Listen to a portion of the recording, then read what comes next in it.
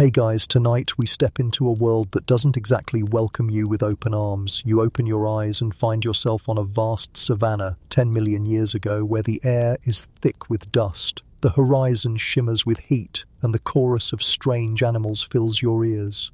It's not a tourist safari, no polite tour guide with binoculars. This is raw survival, and you're the one dropped here without sunscreen, bug spray, or even a decent pair of shoes. You probably won't survive this, but hey, let's pretend you might. So before you get comfortable, take a moment to like the video and subscribe, but only if you genuinely enjoy what I do here. And hey, drop a comment telling me where you are and what time it is right now, because nothing feels more surreal than imagining you listening to this while our ancestors were busy trying not to get eaten. Now, dim the lights, maybe turn on a fan for that soft background hum, and let's ease into tonight's journey together. You're standing in an environment that looks like a mix between a zoo without cages and a horror movie set where the director forgot to call cut. Tall grasses sway, hiding who knows what, and the sky burns with a midday sun that could roast you like a forgotten marshmallow. The earth beneath your feet is cracked, thirsty for rain, and every step kicks up fine dust that clings to your skin.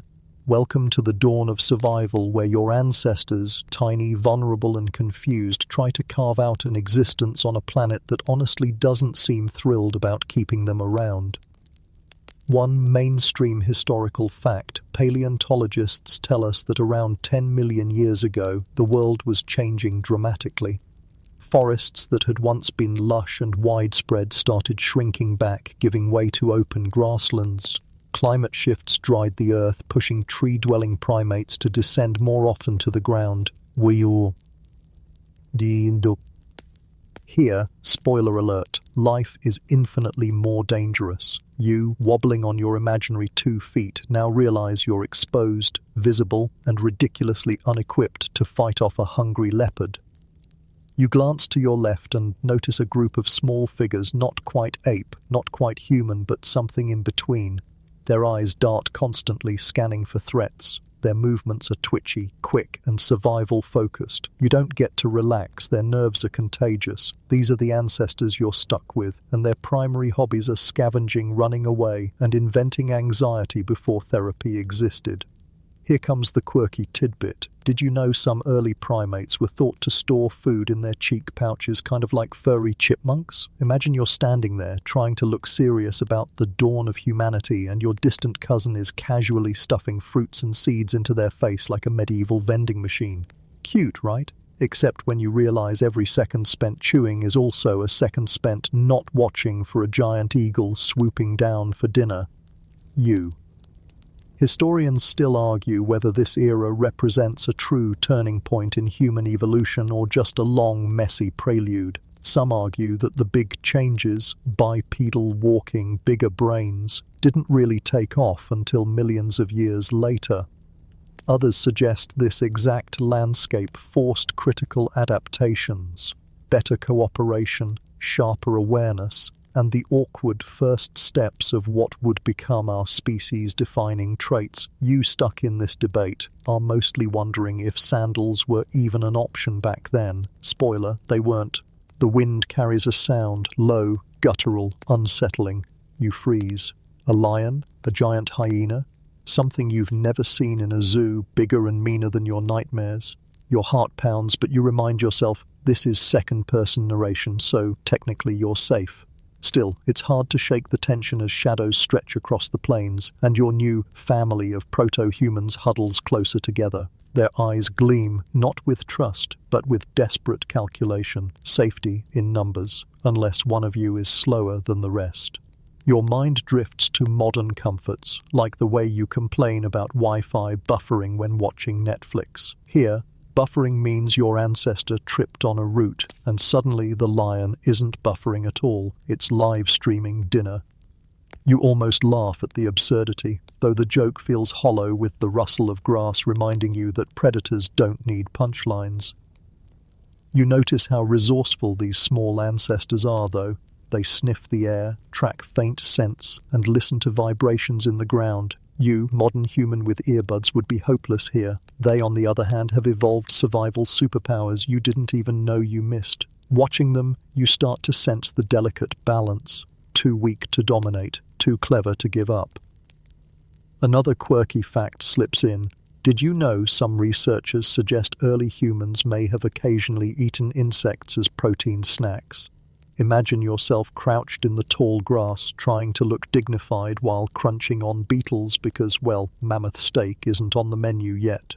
You gag a little, but honestly, it's either that or starve. As the day stretches on, you trudge alongside your uneasy companions. The heat presses down like an iron lid. Sweat stings your eyes and your stomach growls. Water is scarce, food is unpredictable, and the horizon offers no comfort. Yet, against all odds, these fragile beings keep moving, keep surviving, and keep planting the stubborn seeds of what will one day become you. And you wonder, why didn't we go extinct back then? The odds were stacked against us. Tiny bodies, weak jaws, no claws, no fur worth bragging about, predators everywhere, climates shifting, disasters rolling in like cosmic dice throws. And yet here you are, listening to this in bed, maybe sipping water from a plastic bottle, while your ancestors scraped by on roots, bugs, and panic. The answer isn't clear. Historians still argue whether sheer luck, adaptation, or sheer stubbornness made the difference, maybe all three. But as the first stars prick the twilight sky above that ancient plain, you realize something profound. Survival wasn't glamorous, but it was relentless. Every small step, every frightened glance, every awkward bug snack, it all mattered. And so you take another breath of that dry savanna air, glance nervously at the shadows creeping in, and keep walking forward into the long night of human history. The journey has only just begun. The sun is still low, bleeding orange light across the horizon, but the land doesn't look any kinder in daylight.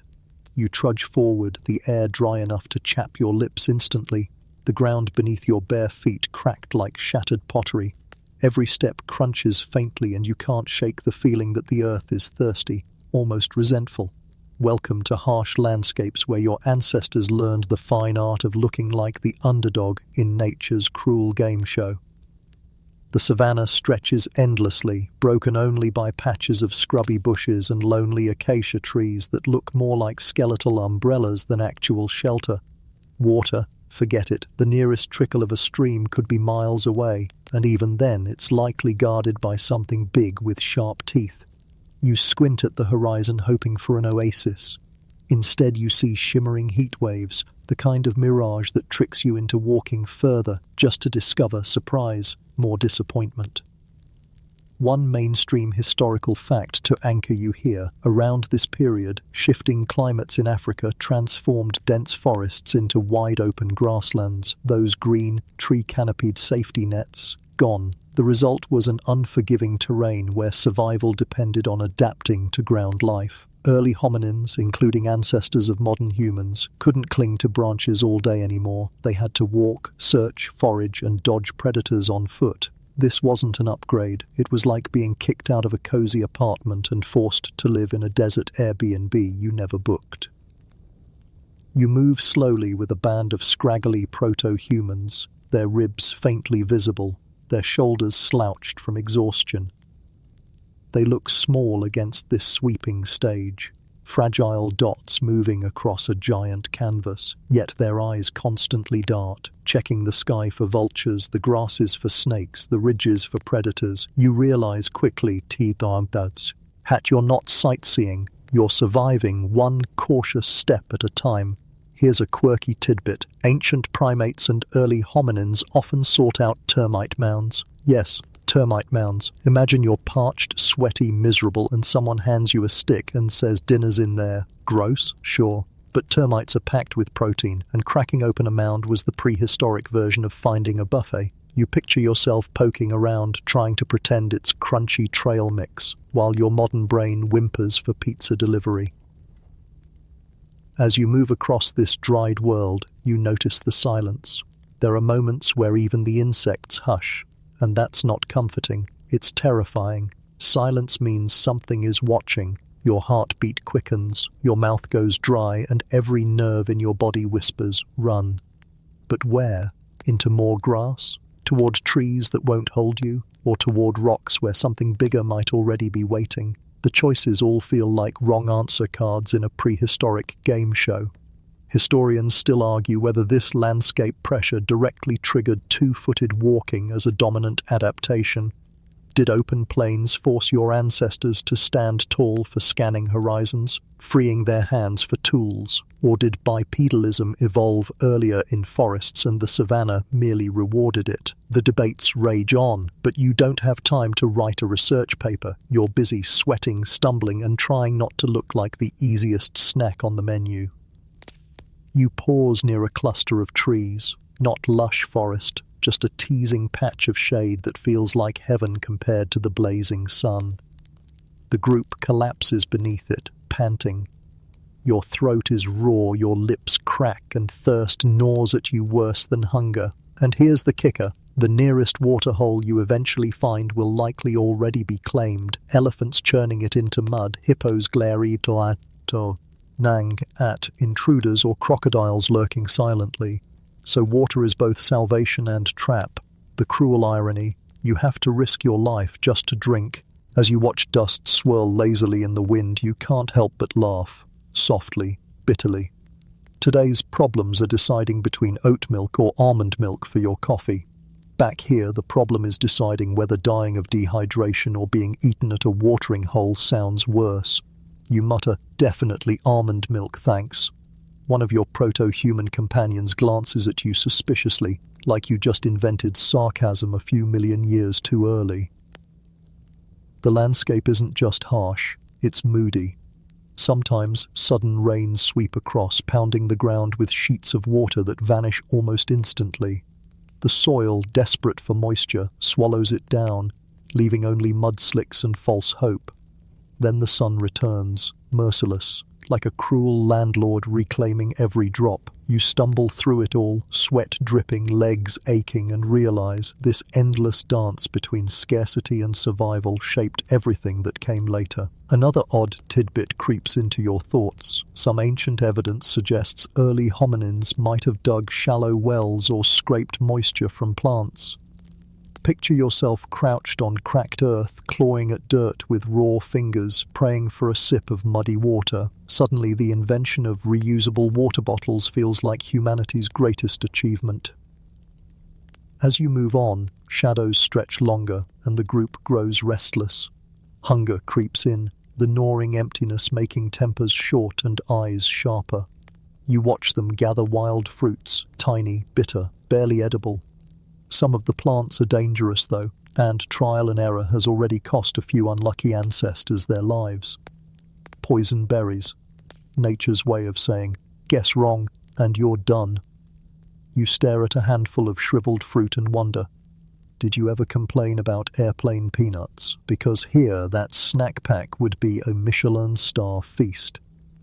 Historians still argue whether small cooperative groups survived better in these environments or whether competition fractured them. Did shared food and water lead to bonding, or did jealousy tear them apart? Watching your group now, you see both. A mother gently shares a morsel with a child while two males snap and shove over a half-rotten fruit. Survival is messy and morality hasn't been invented yet. It's all instinct, hunger, and luck. As the sun sets, the sky bleeds crimson. The air cools just enough to let you breathe without choking. The group huddles on a ridge, gazing warily at the darkening savanna. Fires haven't been mastered yet, so the night will be long, cold, and terrifying. You hug your knees, shivering, listening to distant roars. The stars above sparkle with indifference, glittering like diamonds on black velvet, but you can't enjoy them. They're too far away to help. And yet, you're still alive. Against all odds, your tiny, fragile body has made it through another brutal day. That stubborn spark of endurance, the refusal to quit, flickers in your chest. Maybe that's the secret. Maybe the only reason your species didn't vanish under this unforgiving sky is because, somehow, you kept walking. One step, one desperate sip, one bitter fruit at a time. Your stomach growls, your throat aches, your skin prickles with the certainty that something is watching from the shadows. But you know the truth. The harshness of this landscape wasn't just an obstacle. It was a forge, hammering weakness into resilience, shaping fear into focus, and planting the seed of humanity's survival. You glance at the horizon one last time before darkness swallows it, and in that moment you understand. This land wasn't trying to destroy you, it was testing you, and incredibly, you passed. You wake with stiff limbs, if you can even call what you did sleep. It was more like crouching through a nightmare with your eyes half closed, hoping nothing with claws decided to test how crunchy you might taste. Dawn creeps over the savanna again, pale gold light painting the grasses, but the exhaustion in your body feels ancient, heavy. You look at your companions, these fragile, awkward proto-humans, and the thought strikes you, how did such delicate bodies make it this far at all? Welcome to fragile bodies, where the miracle isn't that your ancestors thrived, but that they survived at all. You study one of them closely. The frame is small, maybe 4 feet tall. The arms are long, still half designed for climbing, and the torso looks thin, almost breakable. Their faces are caught between ape and human, forward jaws, flat noses, eyes wide and watchful. You notice every rib, every tendon standing out against the skin. They aren't built like predators, not with claws or fangs or thick hides. No, they're built like prey. The kind of creature that, in the grand food chain, looks like it wandered into the wrong audition. Here's a mainstream historical fact. Early hominins like Australopithecus afarensis, yes, Lucy and her friends, had bodies that were a blend of arboreal and terrestrial traits. They could climb, but not as gracefully as monkeys. They could walk upright, but not as smoothly as you. They were awkward hybrids, somewhere between two worlds. That awkwardness might seem like a disadvantage, but it was also their superpower, flexibility. If trees failed them, they walked. If walking failed, they climbed. It was never perfect, but it was just enough. You sit with them near a patch of trees and you realize they're always twitchy. A rustle in the grass, everyone jerks their heads. A vulture's shadow overhead, instantly nerves spike. Living in fragile bodies, Mia, and being painfully aware of how easy it is to be broken. No armor, no sharp teeth, no speed worth bragging about, just skin, bone, and a stubborn will to keep going. Quirky tidbit time. Some studies suggest early hominins may have practiced a kind of fake toughness. They puffed themselves up, made loud calls, or threw things to appear bigger than they were. Picture yourself, barefoot, scrawny, sweating, trying to scare off a leopard by waving a stick and yelling like an off-key opera singer. Hilarious? Absolutely. Effective? Surprisingly sometimes. You imagine the leopard pausing, squinting and thinking, you know what? Fine, I'll eat something quieter. Survival by bluff. Classic. Historians still argue whether fragile bodies were actually a liability or whether they forced brains to work harder. Without natural defenses, these proto-humans had to invent tricks, strategies, and teamwork. Did weakness drive intelligence, or did intelligence just happen to coincide with survival? The debate keeps scholars up at night, but you're too busy keeping your eyes open because sleeping deeply in this world is basically a death wish. You stand and stretch, your back cracking from the hard ground. The morning is cool, but soon the sun will punish you again. The group shuffles forward, their gaits uneven, a little lopsided. Watching them, you can't help but compare. Modern humans complain about bad posture from desk jobs. These ancestors, they're inventing posture on the fly. Bipedalism is clumsy at first. Hips too narrow, feet too flat, spines still figuring out the physics. Every step looks like practice, like evolution rehearsing for the big stage. You wander near a stream bed, cracked and dry now, but lined with animal tracks. Massive paw prints, cloven hooves, claw marks. Every track tells you who else roams here. You kneel down, tracing a print with your finger, and reel. Eyes, how ridiculous your species must have looked. Fragile bodies trailing in the footsteps of giants, yet somehow those tiny bodies didn't vanish. You pause to drink from a puddle left behind by last night's storm. It tastes like mud, but it's water. Your stomach lurches at the thought of the bacteria swirling inside. Yet your ancestors didn't have the luxury of bottled water with filters. They drank what they could, rolled the dice, and hoped their immune systems could handle the fallout. Sometimes they did, sometimes they didn't. Your gag reflex flares, but you swallow anyway because thirst is louder than disgust. You glance at the group again, and something about them strikes you. They might look fragile, but they're tougher than they appear. A child stumbles, scrapes a knee on stone, but doesn't cry, just gets back up and keeps moving. An older female winces from what looks like a twisted ankle, yet limps on, supported by another. Pain isn't a stop sign here, it's background noise. You realize that fragility and resilience are two sides of the same coin. Breakable bodies, unbreakable spirits.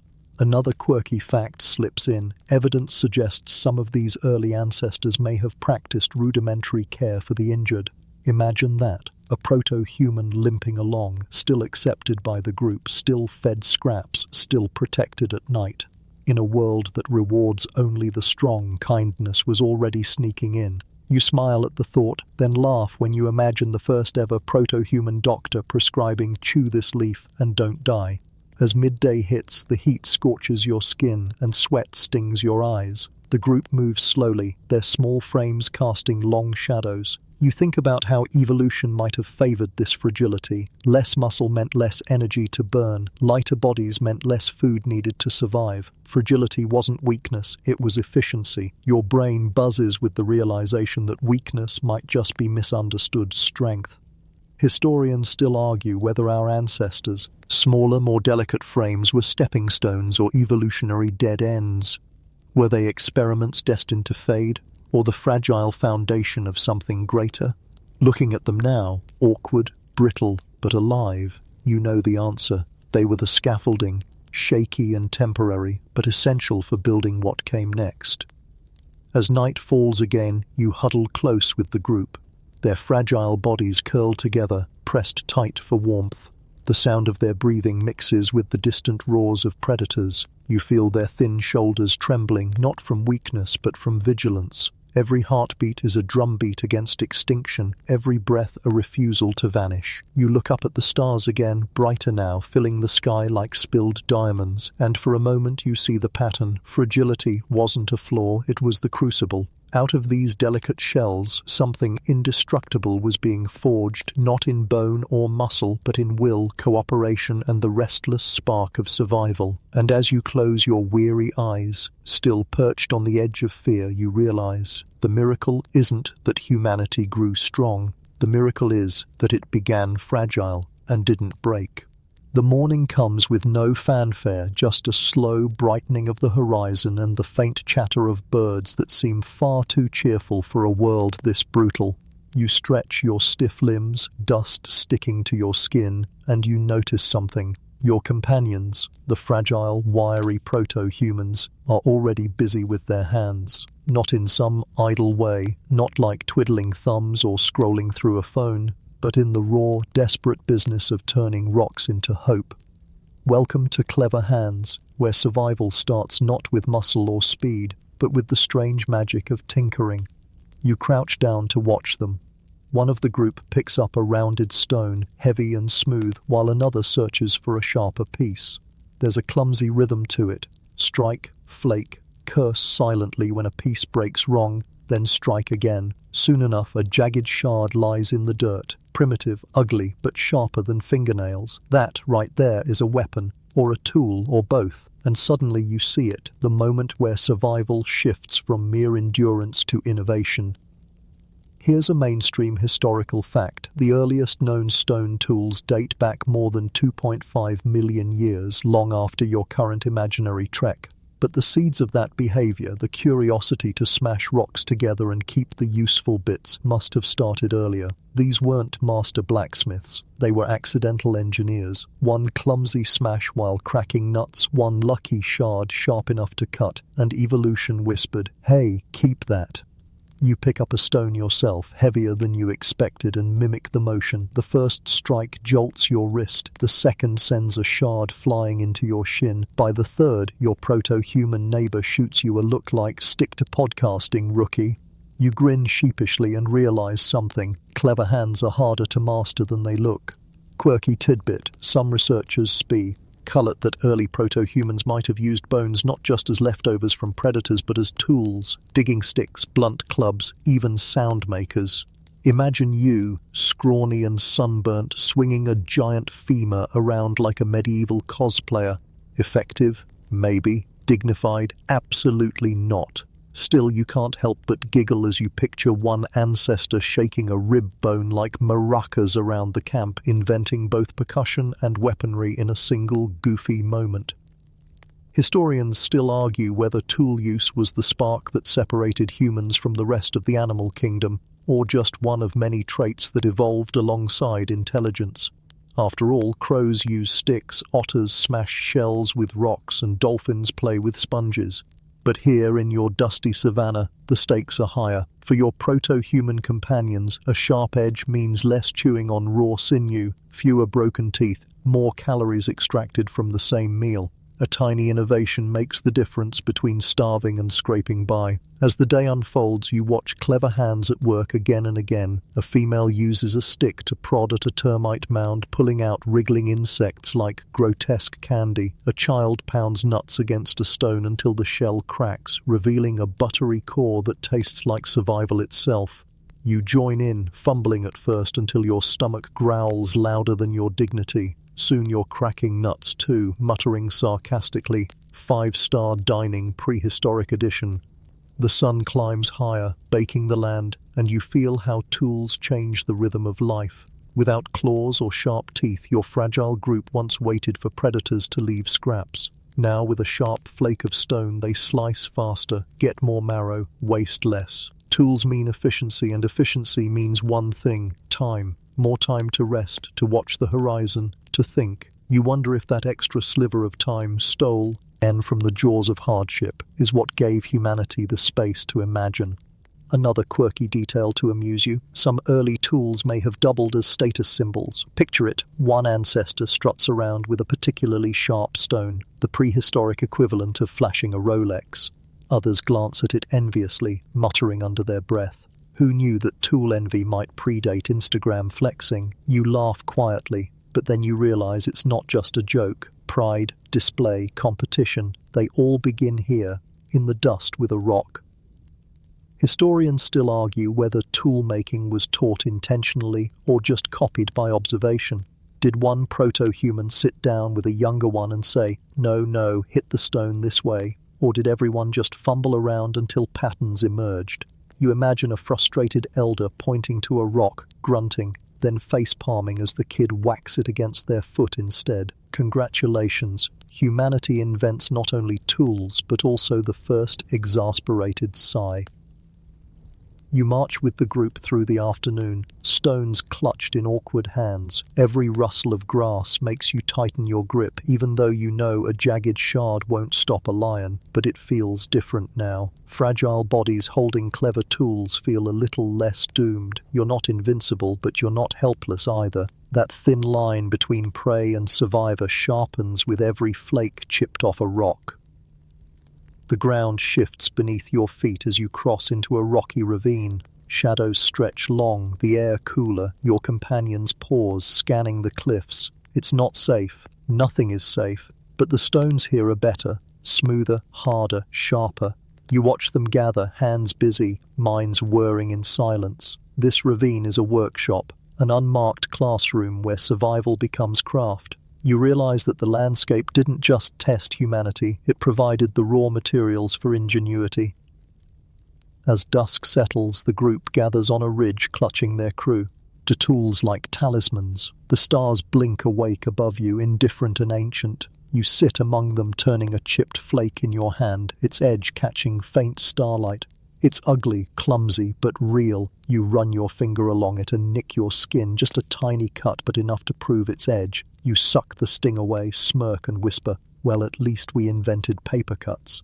And in that small, ridiculous moment, you understand something profound. Clever hands didn't just carve tools, they carved time, survival, even identity.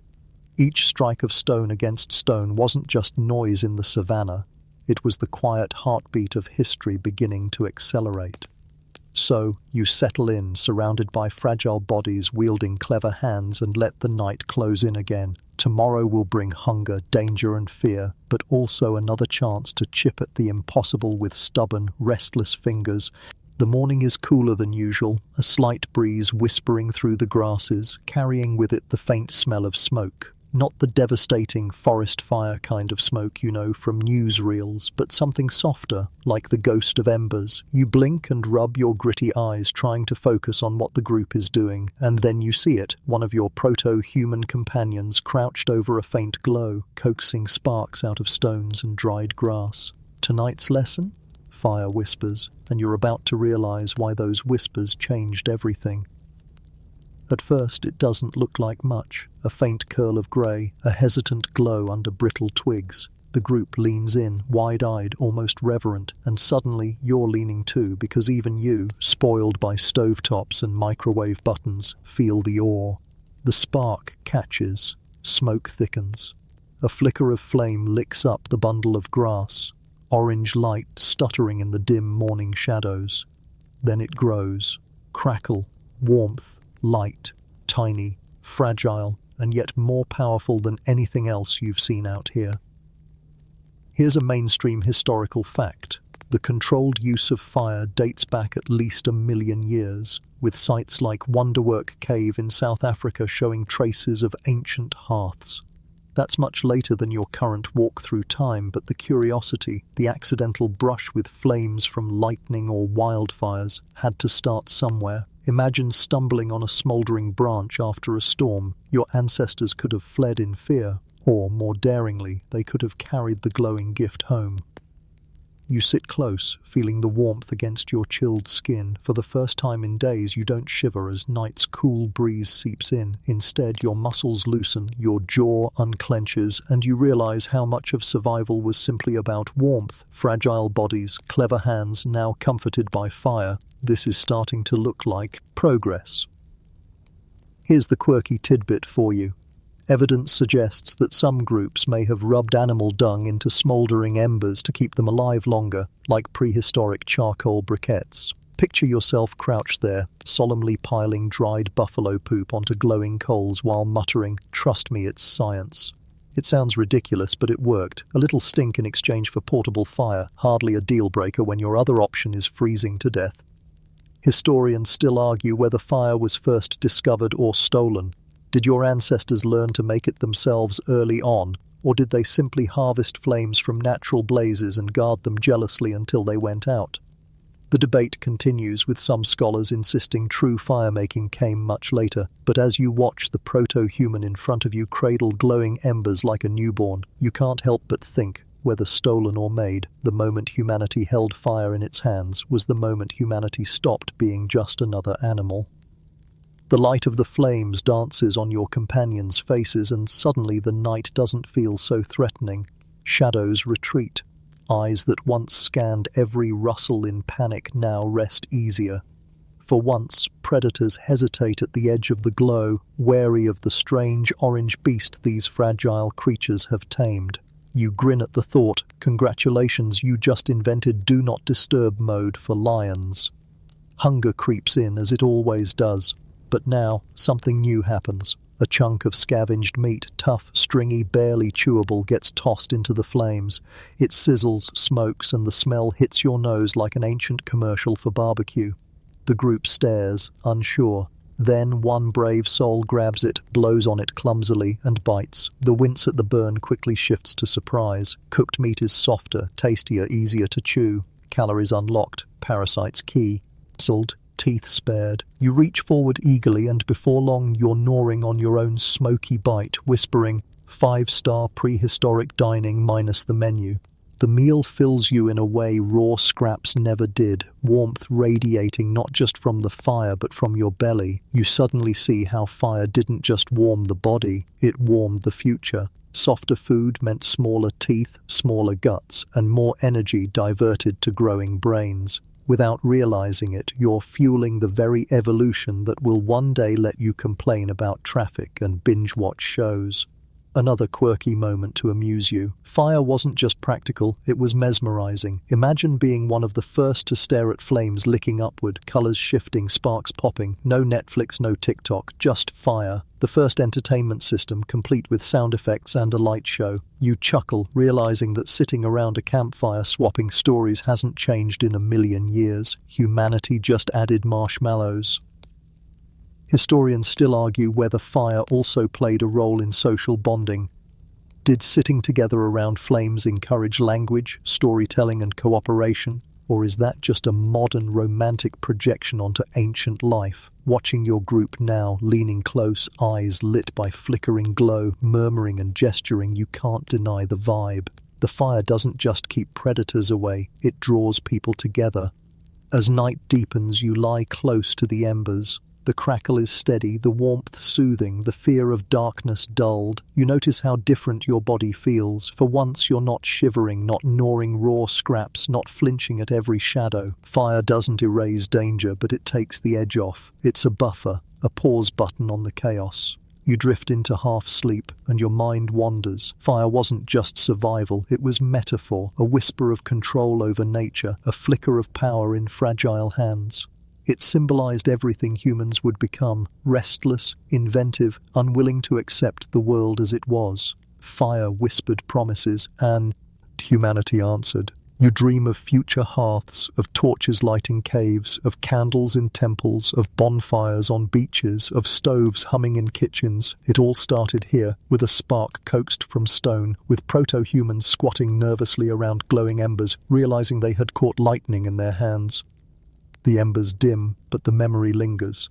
And as you curl closer to the last warmth, you know this: without fire's whispers, your species might have faded into the dark. With it, humanity found light, heat, food, and a new kind of courage.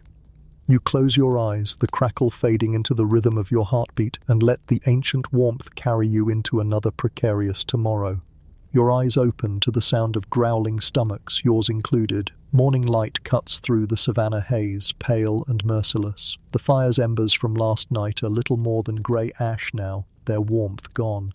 You stretch stiff muscles, yawn, and then feel it, that gnawing hollowness in your belly. Welcome to hungry nights, where survival means not gourmet feasts or even balanced meals, but scavenged scraps and desperate choices.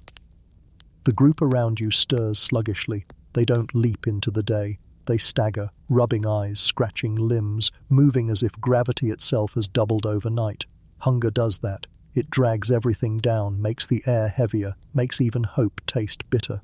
You shuffle along with them, and soon the real business of the day begins. The hunt for food. Except, let's be honest, this isn't hunting yet. This is scavenging, begging the landscape for whatever crumbs it will yield. Here's a mainstream historical fact. Early hominins weren't apex hunters. For millions of years, they were primarily scavengers. They trailed behind predators, picking through what lions or leopards left behind. Bones, gristle, half-chewed limbs, what today you'd call garbage, was dinner. Not exactly glamorous, but it worked. And as you drag your feet across the dust, you realize that survival doesn't care about dignity. You arrive at the scene of a recent kill. The smell hits you first, sharp, coppery, gut-wrenching. A carcass lies sprawled, ribs cracked open, entrails half gone. Flies buzz like tiny engines. Your stomach churns, and yet your body leans forward because hunger doesn't let you be picky. The group hesitates, scanning the horizon. Predators might still be near. You clutch your jagged stone tool tighter, knowing full well it wouldn't scare off a vulture, let alone a lion. But the group inches closer. A brave male leans down, jabs his stone sharp arm there, into the exposed ribs, and pries. The sound is nauseating, wet, tearing, bone-scraping, but then he pulls free a sliver of meat. He chews hungrily, gagging once before swallowing. The others follow, carving bits, gnawing bones, licking marrow. You, stomach flipping, crouch down and join in. The first bite is awful, chewy, bitter, raw. But as it slides down, your body roars in gratitude. Calories, protein, survival fuel. You realize suddenly, in this world, the difference between disgusting and delicious is simply hunger.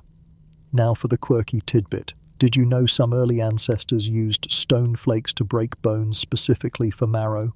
The marrow, hidden deep, was calorie-rich, full of fat, the kind of fuel fragile bodies needed desperately. Imagine crouching over a bone, smashing it again and again with a rock until it cracks, then sucking out the gooey marrow like it's the prehistoric version of a milkshake. Gross? Maybe. Effective? Absolutely. You grimace at the taste in your imagination, but you also admit survival turns everyone into a foodie of necessity. Historians still argue whether scavenging was an active strategy or just desperation. Did early humans deliberately track predators, timing their approach once the danger had passed, or did they stumble onto leftovers by luck? Some suggest they even scared predators away occasionally, throwing rocks, waving arms, bluffing strength. You glance at your small group now, ribs showing, hands trembling, and wonder, did they really dare chase hyenas, or were they just opportunists, living meal to meal, always hoping to find more before their stomachs ate themselves? After the grisly breakfast, you walk on, sticky with blood and dust. Your stomach feels better, but thirst creeps in. Hunger is loud, but thirst is louder. The group trudges toward a distant line of trees, maybe shade, maybe water. Along the way, a child stoops to grab beetles, crunching them without hesitation. You gag reflexively, but the others nod approvingly. Insects are reliable after all. High protein, low effort. You try one, crunchy, earthy, with a nutty aftertaste that almost makes you laugh. Imagine that, you snacking on bugs before it was a hip, sustainable food trend. Later, the group gathers wild fruits.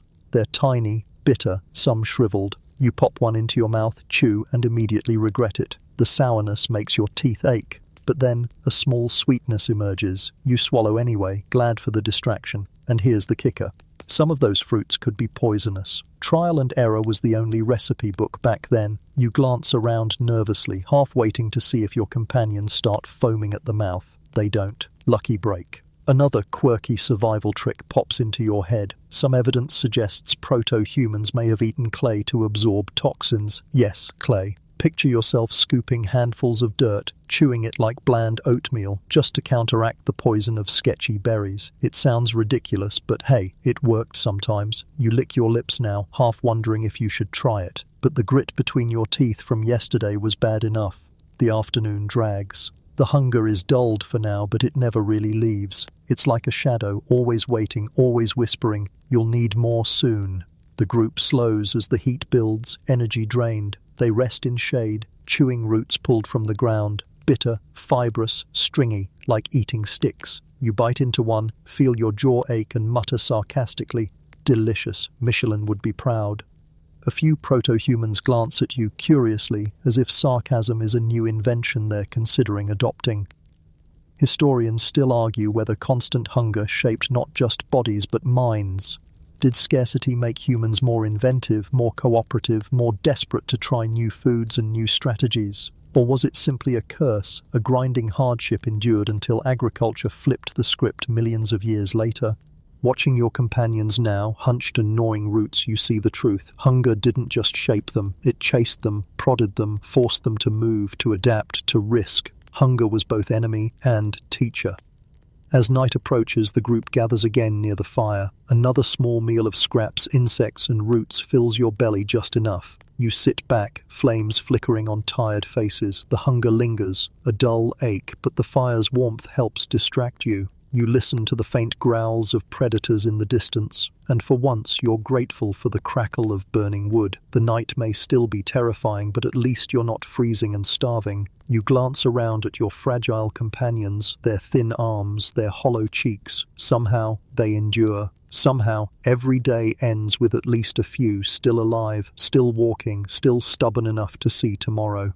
And you realize hungry nights weren't just part of survival, they were survival. They forced innovation, forged resilience, and taught humanity one brutal lesson. No meal is too small, too strange, too disgusting when extinction is the alternative. As you curl up by the fire, stomach rumbling faintly, you whisper to yourself, "Tomorrow, maybe we'll find more." And with that fragile hope, You let your eyes close, drifting into uneasy sleep under a sky full of indifferent stars. The sound that wakes you this morning isn't hunger, it isn't the crackle of fire or the cough of dust in your throat. It's silence, followed by a low growl that makes your skin crawl. The group freezes, every head snapping toward the tall grass just beyond the clearing. You don't see anything yet, but you feel it, that primal instinct prickling at the back of your neck. Predator eyes. You stand stiffly, clutching your jagged stone tool like it's Excalibur, though you know it's about as threatening as a butter knife against what's out there. The air feels thicker, every rustle exaggerated, every bird suddenly gone quiet. Your fragile body wants to run, but your clever hands clutch the rock anyway, as if stubbornness might be enough to change the odds. Here's a mainstream historical fact. Lions, leopards, hyenas, and even saber-toothed cats stalked the plains millions of years ago.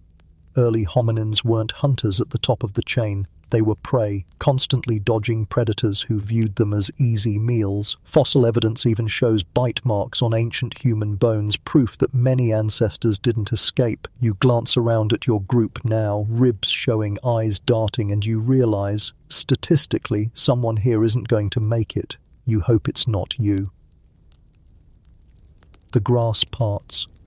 A shape emerges, sleek, golden, muscles rippling under fur. A lioness, low to the ground, eyes locked on the group. She moves with terrifying grace, each step a silent threat. Behind her, a shadow, another lion. This isn't curiosity.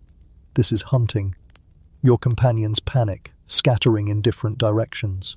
Some climb a nearby tree, their long arms clutching branches desperately. Others freeze, paralyzed by fear. You stumble backward, heart racing, stone shard trembling in your hand. The lioness creeps closer, ears flat, tail twitching. Now for the quirky tidbit. Some researchers believe early humans might have survived predator attacks by scavenging from predators later, meaning even after lions tore through their numbers, survivors would creep back to pick up leftovers. The absurdity hits you even now, running from death only to snack on it later. You can't help but mutter, nature's buffet has a very dark policy. Historians still argue whether predators were humanity's greatest evolutionary threat or humanity's greatest teacher. Did constant pressure from big cats and hyenas force humans to evolve sharper senses, better teamwork, and more daring strategies? Or did humans simply get lucky enough times to slip through the cracks? Watching the lioness crouch lower, you're leaning toward the first option. Luck doesn't feel reliable out here. Suddenly, one of your companions does something shocking. He stands tall for his size, and begins shouting, waving his arms, hurling a rock. The sound cracks the still air. The lioness pauses, uncertain. You hold your breath because bluffing a predator is a gamble with stakes you don't want to imagine. But then another proto-human joins in, throwing sticks, yelling. The group rallies, their fear shifting into a strange, shaky courage, and the lions, snarling, annoyed, finally retreat into the grass.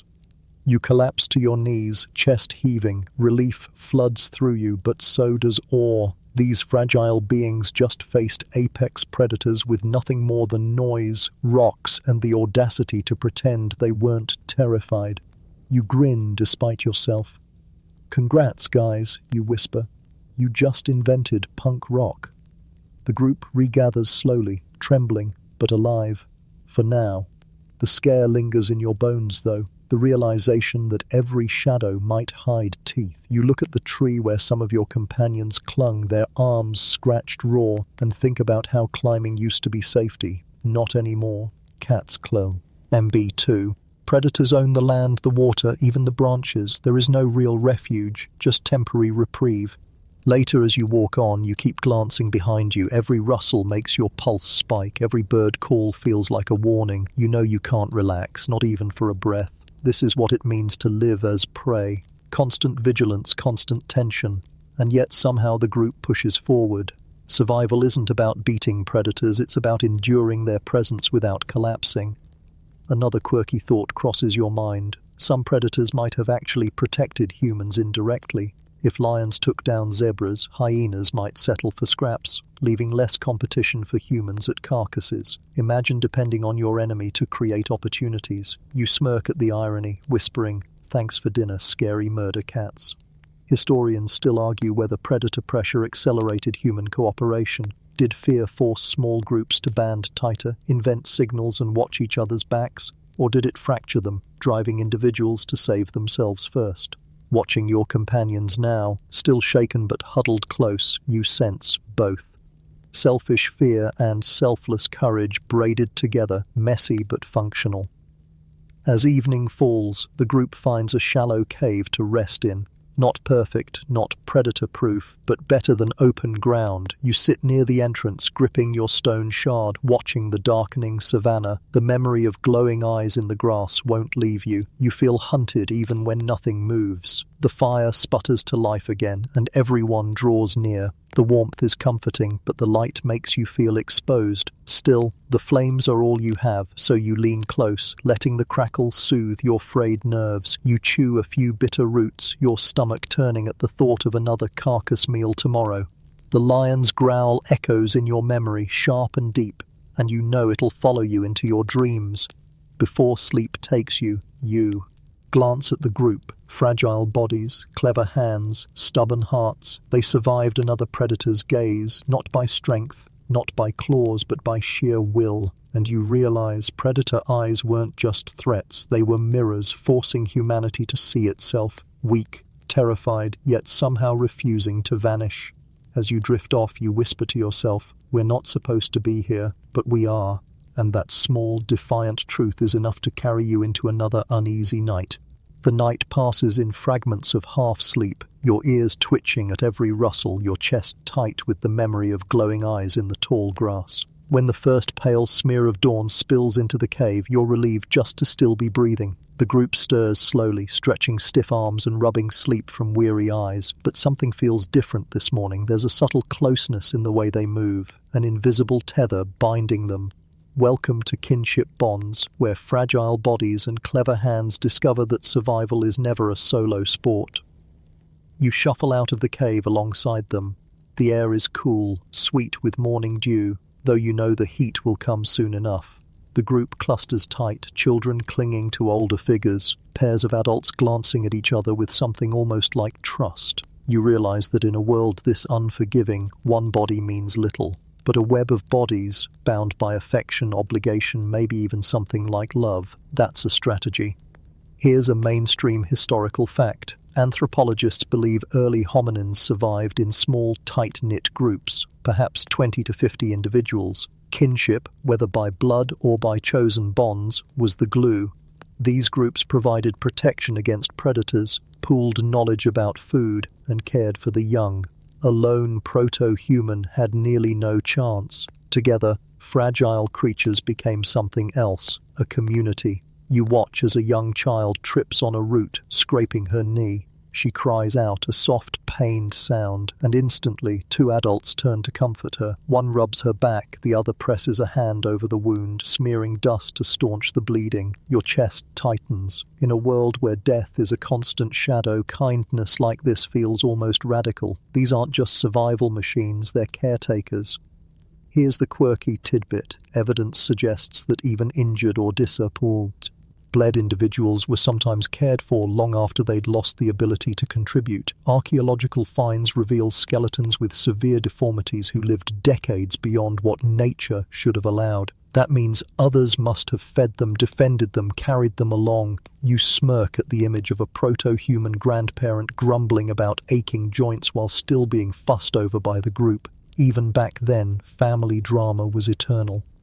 Historians still argue whether kinship was purely practical or whether it marks the first stirrings of something deeper: affection, loyalty, love.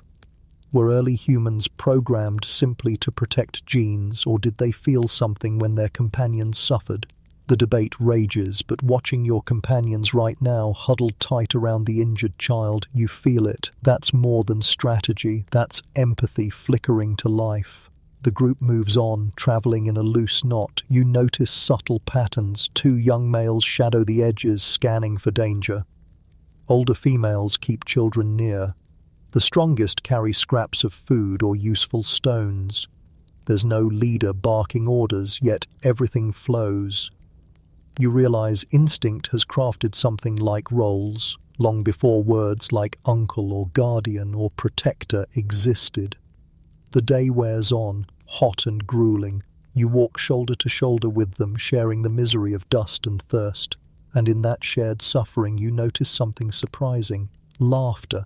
Not the belly-shaking kind, not the polished humor of stand-up comedians. Just soft chuffs, small smiles, the kind of laughter that bursts out when someone slips in the mud and then grins sheepishly. You chuckle too, and for a moment the burden lightens. Even in this hostile world, the ability to laugh, to connect over absurdity, slips in.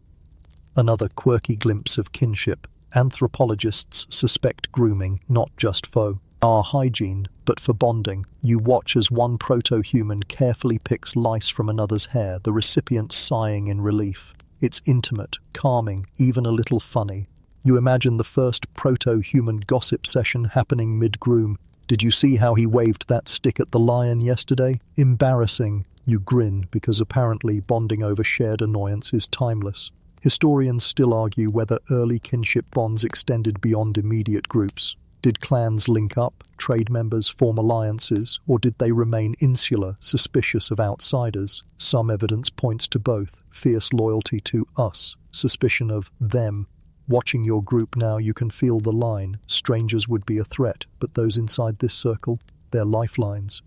Later, the group stumbles on a patch of wild tubers. A few individuals dig with sticks, pulling up knobby roots. The food is passed around, distributed carefully. You receive one, small, bitter, but sustenance nonetheless. What strikes you isn't the flavor, but the fairness. No one hoards, no one eats alone. Hunger is shared, and you realize kinship isn't just about blood. It's about distribution of risk, of reward, of hunger itself. As the sun sinks, you sit with them under an acacia, chewing the last of the tubers. Children curl into laps. Adults lean against one another, shoulders pressed. For the first time in days, you feel less like a lone wanderer in a nightmare and more like part of something larger. These fragile bodies may break easily, but together they weave a net strong enough to catch tomorrow. Here's another quirky idea to amuse you. Some scientists think laughter and playful behavior may have been as important to survival as sharp tools. Imagine proto-humans wrestling in the dust, chasing each other for no reason, inventing the first silly games. You laugh softly, because of course humanity invented play before plumbing. Priorities. Historians still argue whether these bonds were the foundation of morality. Did helping others set the stage for fairness, though? Justice, even religion, or was it all still raw instinct, nothing more? You don't have the answer, but as you sit in the fading light, surrounded by warmth not of fire but of people, you feel the truth in your bones. Survival alone was impossible. Survival together was inevitable. The stars blink awake again, vast and cold above you. But tonight the cold feels less biting. You curl against the group, your cheek against a bony shoulder, and the soft rhythm of breathing all around lulls you towards sleep. Predator eyes may still lurk in the dark, but kinship bonds whisper louder, you are not alone. The morning air is restless, cooler than usual, but carrying the sharp scent of dust. You step out from the cluster of bodies you slept among, stretching your stiff arms, and glance at the horizon. There's a heaviness in the group, a tension that hums under every movement. The kinship bonds that held you together last night still matter, but today they'll be tested in a new way, because today isn't about huddling in caves or sharing scraps. Today is about distance, risk, and the unknown. Today is about migration steps. The elders of the group, if you can call them that, since elder here might mean someone who survived into their mid-30s, shift nervously, scanning the land. You feel it too. The grass near your cave is trampled, food patches picked clean, the stream that once offered water now reduced to a muddy smear. This patch of land has given all it can. The choice is stark: stay and starve, or move and risk everything. Here's a mainstream historical fact. The ancestors of humans didn't just stay in one place. Over millions of years, they expanded out of Africa, step by step, chasing food, fleeing droughts, following herds. Fossils and tools trace their migration across continents, a breadcrumb trail of survival. Migration wasn't optional. It was written into the bones of evolution. You begin to walk with them, the group stretched into a slow-moving line across the savanna. Each step feels heavier than usual, not just because of the weight in your stomach, but because of the weight in your mind. You're leaving the familiar, fragile safety of known caves and streams, venturing toward horizons filled with nothing but questions. You joke under your breath, "We just invented moving day and it's already terrible." Quirky tidbit. Some researchers believe early migrations were sparked not just by hunger, but by curiosity. That spark, the itch to see what's over the next ridge, was already flickering in proto-human minds. Imagine one ancestor peering at the horizon and insisting, "Let's check it out," while everyone else groans, "But the cave is right here." You smile at the thought that human wanderlust, the urge to travel, explore, uproot, isn't modern at all. It's ancient, baked into your DNA. The walk stretches on, the heat rising, the land unrolling endlessly. Children ride on hips or shoulders, whining softly, their little faces pinched with fatigue. Adults pass them around like precious cargo, no one left behind. You trudge forward, your legs aching, dust caking your throat. Every few miles, the group pauses to chew bitter roots or gnaw bones from the last carcass. It's not enough, but it keeps you moving. Historians still argue whether these migrations were desperate pushes or gradual drifts. Was it panic that drove groups across continents, or was it simply following herds season after season until home became something you didn't recognize anymore? Watching your companions now, you think maybe it was both. Hunger gave the shove, but curiosity kept the feet moving. The sun arcs high, merciless, and you stumble over stones and roots, the rhythm of walking numbing your mind. Hours blend together until you barely notice the landscape shifting, trees thinning here, a hill rising there, a new pattern of birds overhead. The migration is slow, but relentless, like a drumbeat. Step, breath, glance at horizon. Step, breath, glance again. Another quirky note. Scientists suggest early humans could walk astonishing distances, covering miles each day without rest. Their bodies weren't built for speed, but for endurance. You think about that now as your calves scream, your lungs ache, and you want nothing more than to sit down. And yet, somehow you keep going. You mutter, "Marathon training starts 10 million years early," and almost to laugh despite yourself. As the day drags, danger comes, not from predators this time, but from thirst. The group reaches a shallow riverbed, bone dry under the scorching sky. Cracks spiderweb across the earth where water once flowed. The children whimper, adults mutter nervously. Panic flickers in your chest. Water isn't just necessity, it's hope. Without it, migration ends here in dust and silence. But then, one of the proto-humans digs, clawing at the earth with hands and stones, scraping until mud appears. Others join in, digging deeper until water seeps into the hole. It's brown, gritty, barely a trickle, but the group crowds close, scooping handfuls to lips, sharing carefully. You drink too, mud and all, and swear it's the sweetest taste you've ever known. And in that moment you see how migration isn't just movement. It's invention, persistence, and the refusal to give up when the world says, "Stop." As dusk falls, the group crests a ridge. Below stretches a valley greener than the land you left behind. Shrubs cluster around a stream that still glimmers faintly in twilight. A herd of antelope grazes in the distance. Relief floods the group, soft cries of joy breaking out. You feel it too, a rush of energy pushing back the exhaustion. Against all odds, the gamble has paid off, at least for tonight. You settle near the stream, sipping carefully, chewing leaves that taste faintly less bitter than the roots of yesterday. Children laugh weakly, splashing water. Adults sigh with something close to contentment. You watch them, your body heavy but your spirit lighter, and realize this is how humanity survived, not by staying safe, but by moving when staying meant death. Historians still argue whether migrations were guided by instinct or accident. Did early humans follow the stars, the wind, the memory of rains, or did they simply wander, bumping into new lands by chance? The debate continue. But as you lie on the grass tonight, your cheek pressed against damp earth, you know this. Migration wasn't about certainty, it was about faith. Faith that tomorrow might be better if you just kept walking. You close your eyes, the sound of the stream lulling you, and whisper to yourself, one step, then another, that's all it takes. And with that you drift into dreams where the horizon stretches forever, always calling you forward. The valley you stumbled into last night feels like a blessing, but blessings don't last long out here. The stream glitters faintly in the dawn, its surface rippling with insects, and the herd of antelope you saw grazing yesterday is already gone, moved on in search of their own survival. The group wakes slowly, stretching, scratching, yawning, and you feel it immediately. Everyone is calmer. Migration brought you a reprieve, but the reprieve comes with its own challenges. Because if you're going to stay in this valley even for a short while, you'll need more than food and water. You'll need shelter. Welcome to Storm and Shelter, where the sky itself decides whether you live or die.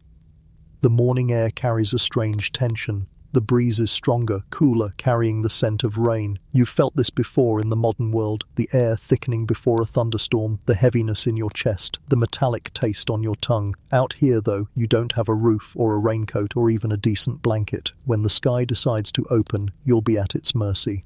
Here's a mainstream historical fact. Evidence from early caves and rock shelters shows that our ancestors began seeking out protective spaces at least 2 million years ago. Caves weren't just convenient, they were life-saving. They offered dryness during storms, protection from the cold, and a defensible spot against predators. But here in your valley there aren't many caves, just shallow overhangs in the rocks and a few dense thickets of trees. Your group will have to improvise. You watch as a few proto-humans begin dragging branches together, snapping them awkwardly, stacking them into a crude lean-to against a boulder. Another gathers armfuls of broad leaves, spreading them across the roof to block the rain. It looks pathetic, honestly, like the world's worst camping tent. You joke under your breath, 10 mil tall to lion years early for HGTV, and stifle a laugh when you realize no one gets it. Here's the quirky tidbit. Some early shelters may have been built not just from wood and leaves, but from bones, mammoth tusks, ribs, skulls. Imagine crawling into a house where the walls are literally stacked animal skeletons. Creepy? Absolutely. Effective? Surprisingly, yes. Bone shelters appear in archaeological records thousands of years later, proof that humans would use whatever the world threw at them. You glance at your scrawny group and think, good thing no mammoths around here, we'd just be crushed trying. Historians still argue whether shelter building was instinctive or learned. Did our ancestors stumble upon caves and never leave, or did they actively innovate, piecing together huts and tents on purpose? The debate matters, but as the clouds above you thicken, you realize instinct or innovation doesn't matter. What matters is keeping dry when the storm hits, and hit it does.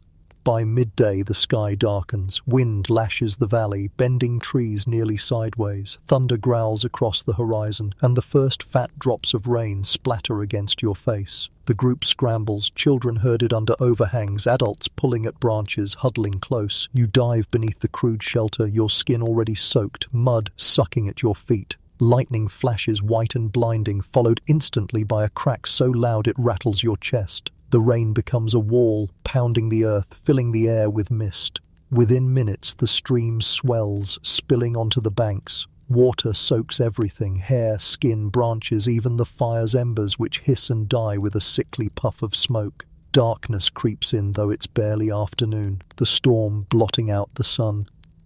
The group presses tighter together under the lean-to. It sags, leaks, trembles under the weight of water, every time lightning flashes. You see the fear in their wide eyes. You feel it too, an ancient terror of storms, the helplessness of facing a sky that wants to tear you apart. You whisper bitterly, umbrellas would have been a good invention right about now. But something remarkable happens. Despite the fear, despite the cold rain running down spines, the group doesn't scatter. They cling together. One proto-human pulls branches tighter, reinforcing the sagging roof. Another shares a body's warmth with a shivering child. Hands reach out blindly, touching shoulders, squeezing, reassuring. In the chaos of the storm, kinship bonds forge even tighter. Another quirky note: some anthropologists suggest that storms may have inspired early myths. The roar of thunder, the flash of lightning, the sheer power of the sky, too immense not to assign meaning. Maybe storms were the first gods, the first mysteries whispered about in firelight. You imagine your companions now, too young in the story of humanity to have words, but already feeling awe. Maybe the storm wasn't just terror, it was the birth of imagination. Historians still argue whether these shelters were temporary stops or the beginnings of permanent settlements. Did proto-humans see caves and huts as mere pauses, or did they begin to sense the concept of home? You sit now under dripping leaves, the lean-to creaking, and realize home wasn't a structure, it was togetherness. Any place that kept you dry, warm, alive, that was home enough. The storm rages on into the night. The fire is gone, so the group shivers in the dark, teeth chattering, stomachs growling. Rain pounds the earth so hard it feels like the sky itself is collapsing. But you survive. You hold each other, share warmth, wait. And eventually, after endless hours, the rain slows. The thunder rolls farther away. The storm breaks. Morning comes again, pale and damp. The valley is transformed, muddy, glistening, alive with the smell of wet earth. Puddles dot the ground, streams swollen, plants dripping with water. For all its terror, the storm has left gifts, new drinking. Water, softened roots, fresh scents of edible plants. You and the group emerge cautiously, blinking in the washed air, and realize you've been given both destruction and renewal.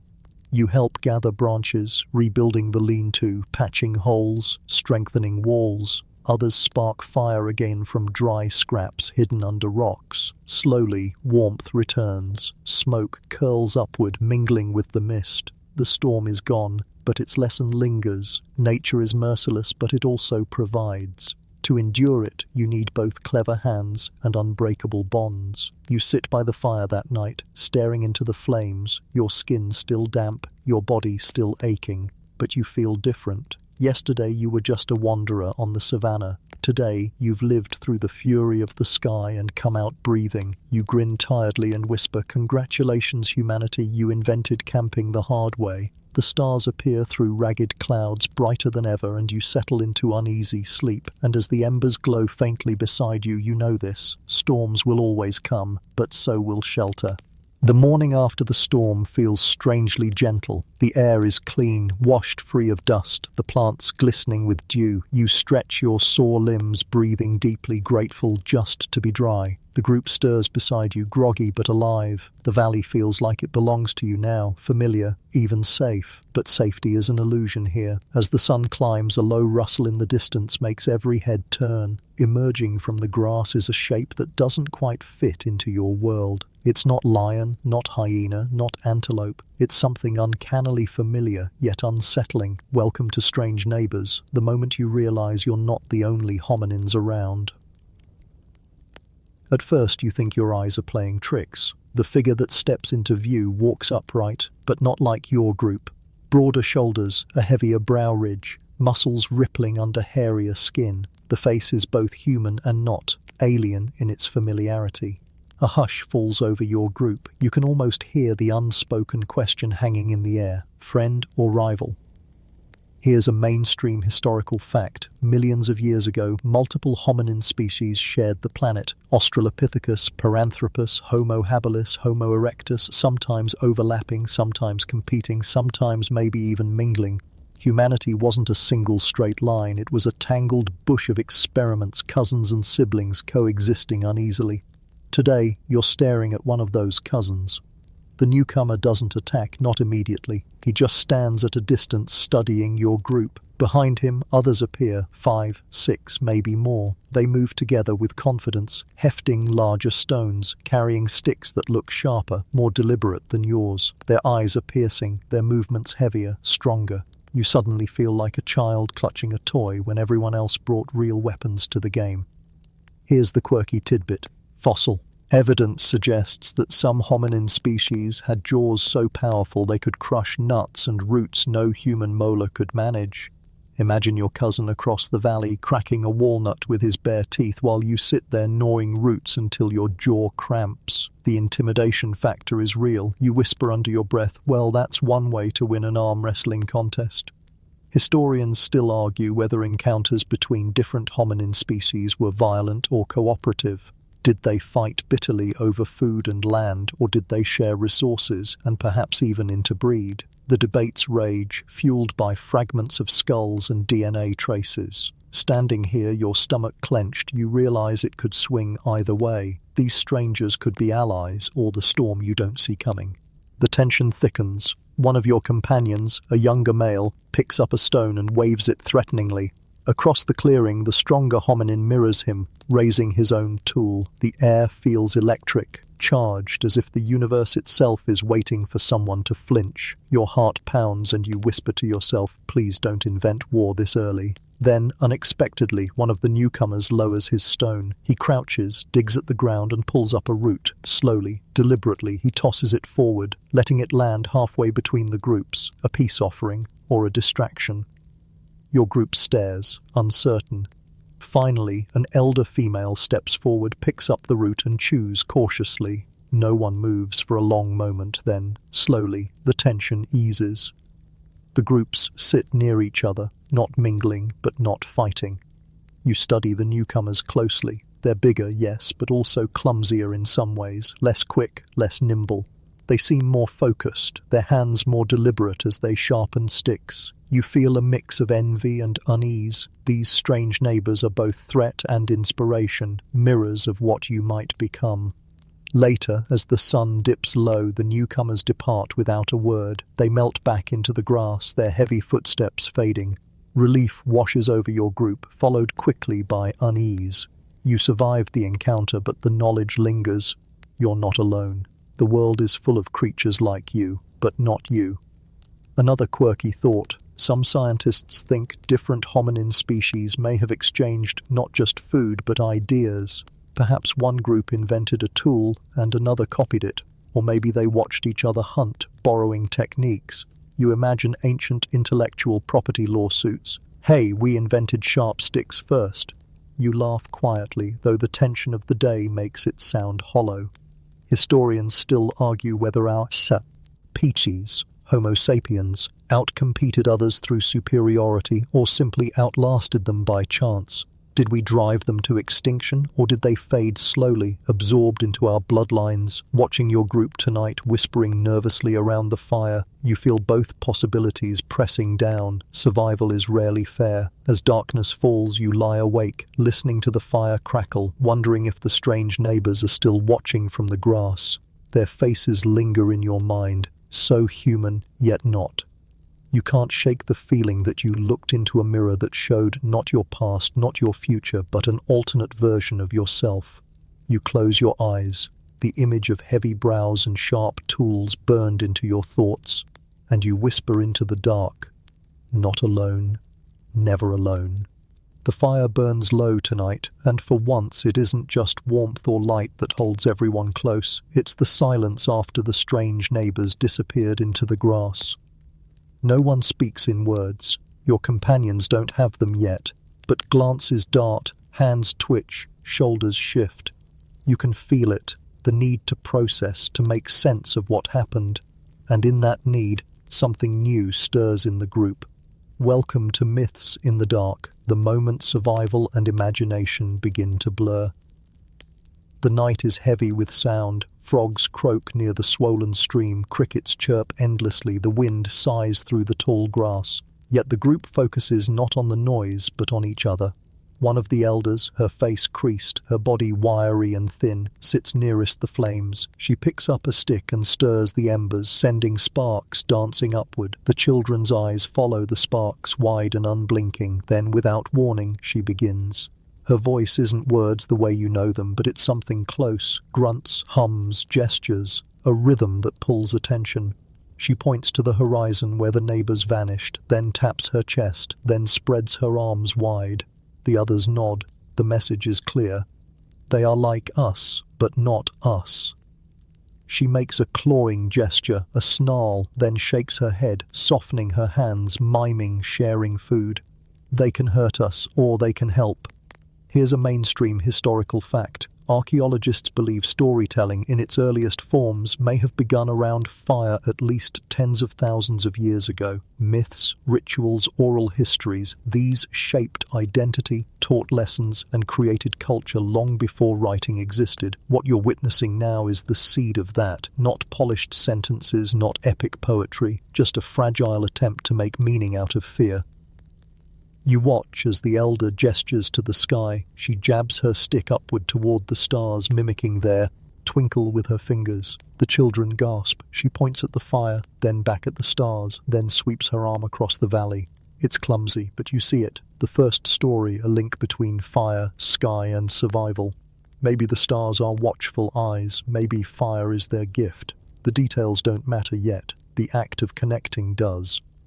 Here's your quirky tidbit. Some anthropologists think myths may have started as exaggerated hunting tales. Picture an ancestor bragging, "I fought a lion this big," while spreading arms wider and wider. Over time, those embellishments grew into legends.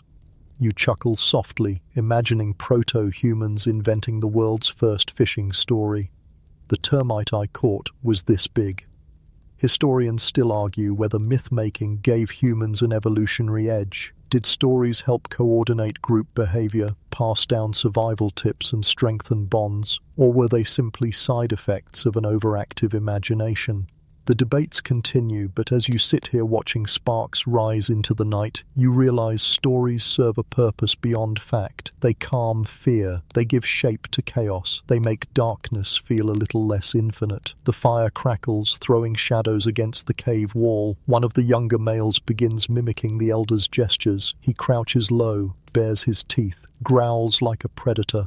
Then he leaps, waving his arms dramatically. The children squeal and cling to their mothers, half afraid, half delighted. Laughter ripples through the group. You laugh too, shaking your head. And just like that, you whisper, "We invented theatre." The play continues, gestures of lions, of neighbors, of storms. Each performance ends with a triumphant yell, a stick raised high, the predator fleeing into the night. The lesson isn't subtle. Fear can be tamed, not with claws, not with muscles, but with imagination. By retelling the terror they make it theirs. You feel it in your own chest, the way your pulse slows, your breath deepens. Storytelling isn't just distraction, it's survival of the mind. Another quirky insight, firelight may have literally changed cognition. Studies suggest staring at flames can induce a meditative state, lowering stress, sharpening focus. You glance at the fire now, its glow steady, its crackle rhythmic, and you understand. In this space, your group doesn't just survive the night, they own it. Fear doesn't vanish, but it bends, reshaped by myth. Historians still argue when symbolic thought truly began. Was it with cave paintings 40,000 years ago? With burial rituals even earlier? Or right here, in firelit pantomimes under an African sky? The truth may be scattered across millennia. But tonight, you see the possibility, meaning sprouting where once there was only instinct. As the night deepens, the group settles closer. The elder hums softly now, a low, rocking sound. The children curl into laps, eyelids heavy. The hum becomes lullaby, the gestures slower, dreamier. You realize you're watching not just survival, but the first bedtime stories. Not polished fairy tales, but whispers of hope woven into the dark. You lie back, the ground cool against your spine, the stars sharp above. The fire flickers, shadows dance, and you drift into half-dreams filled with glowing eyes, roaring storms, and hands weaving myths into meaning. And as sleep claims you, you understand something profound. Humans didn't just endure the night, they reimagined it. You close your eyes, smiling faintly, and whisper, "We survived today. Tomorrow, we'll tell the story." Morning comes with the taste of ashes still in your mouth and the faint hum of the elder's story still vibrating in your chest. The fire is low, children are stirring, and your legs ache from sleeping on stone. You blink against the pale light spilling into the cave mouth. Another day, another struggle to keep fragile bodies moving forward. And today that struggle takes a curious turn, because hunger and sickness don't always wait for predators or storms. Sometimes the danger lurks in what you eat, or what might just heal you. Welcome to Healing Herbs, where survival flirts with chemistry long before laboratories exist. The group rises slowly, stomachs already growling. Foraging begins as it always does, scavenging roots, scraping bark, plucking bitter leaves. You trail after them, still thinking about last night's myths, and notice how every pair of hands reaches not just for food, but for possibility. Every plant might be a meal, or a cure, or a poison. The line between them is thin, often invisible, and the only way to know is to risk your own body. Here's a mainstream historical fact. Archaeologists have found evidence that Neanderthals and other early hominins may have used plants with medicinal properties. Traces of yarrow and chamomile were discovered in ancient dental plaque, plants not especially tasty but known for healing effects. This suggests that even without written knowledge, our ancestors were experimenting with natural medicine. One of your companions crouches near a shrub, plucking leaves and chewing them slowly. The face he makes tells you everything, bitter, unpleasant, but swallowed anyway. Later he spits out the remnants, grimacing, but then straightens with a look of relief. Was it food, medicine, or just a foul taste that fooled his brain? No one can say for sure, but the experiment continues. Here's the quirky tidbit. Some researchers that. Another quirky moment. Some archaeologists believe early humans used charcoal from fire to ease stomach issues. You watch one of your companions crumble blackened wood and lick the soot. It looks absurd, like eating dirt, but your modern brain knows. Charcoal absorbs toxins. You shake your head, amazed. They didn't need chemistry degrees. They had trial and error and desperation. Historians still argue whether plant knowledge spread through generations or was constantly rediscovered. Did elders actively teach younger foragers, or did each group reinvent the wheel of medicine every time? Watching the elder female now, showing a child how to rub leaves on a cut, you feel certain. Teaching existed long before formal language. Gesture, mimicry, demonstration, that was enough. By afternoon, you're chewing on a root that numbs your mouth, your tongue buzzing like static. It's unpleasant, but the ache in your legs fades. You grin. Congratulations, humanity, you just invented recreational drugs. You laugh quietly, though you suspect your proto-human companions wouldn't find the joke funny. Their experiments aren't about fun. They're about clinging to life in a world that offers no safety net. The evening arrives, and the group gathers by the fire again. The elder hums softly while mixing mashed leaves into a paste, applying it to scrapes and insect bites. Children watch wide-eyed, learning. The act feels sacred, though no gods have been named yet. Healing is its own ritual, a quiet defiance of death. Another quirky note. Evidence suggests some hominins may have even used clay mixed with herbs for poultices. You watch as mud is smeared over a swollen ankle, the group murmuring reassurance. It looks ridiculous, mud pie medicine, but the swelling eases by morning. You grin, whispering, "Take that, pharmaceutical companies." Historians still argue whether medicine began as science or magic. Did early humans believe plants had mystical powers, or did they notice consistent patterns of cause and effect? Watching your group now, you realize it didn't matter. Magic and science were the same thing back then, the attempt to wrestle control from a world that constantly tried to kill you. Night falls again. You sit by the fire, your body tired but oddly soothed. The taste of bitter herbs lingers on your tongue. the smell of crushed leaves in your nose. Around you, the group is quieter tonight, less restless, more hopeful. They've learned something new, even if they don't know it yet. That not every plant is poison, that some pain can be eased, that the earth isn't just a battlefield, it's also a pharmacy. As the flames flicker, you close your eyes and think, survival wasn't just claws and stones, it was curiosity. It was daring to chew the unknown leaf, daring to trust that nature could hurt and heal. That gamble, reckless, brave, absurd, is the reason you're still here, listening to this story under a warm blanket centuries later. You curl into the dirt, eyelids heavy, and whisper to yourself, tonight we didn't just survive, we healed. And with that fragile comfort you drift into uneasy but grateful sleep. The next morning begins quietly, but not with the bustle of foraging or the tension of scanning horizons for predators. Today the air feels heavier, hushed, as if the land itself is pausing. You notice it immediately. The group moves slower, shoulders low, eyes solemn. Something has changed. At the edge of the camp lies a body, still and silent, wrapped partially in leaves. One of your companions has not survived the night. Welcome to Ritual Bones, the moment your ancestors begin to wrestle with death, not just as loss, but as mystery. The group circles the body.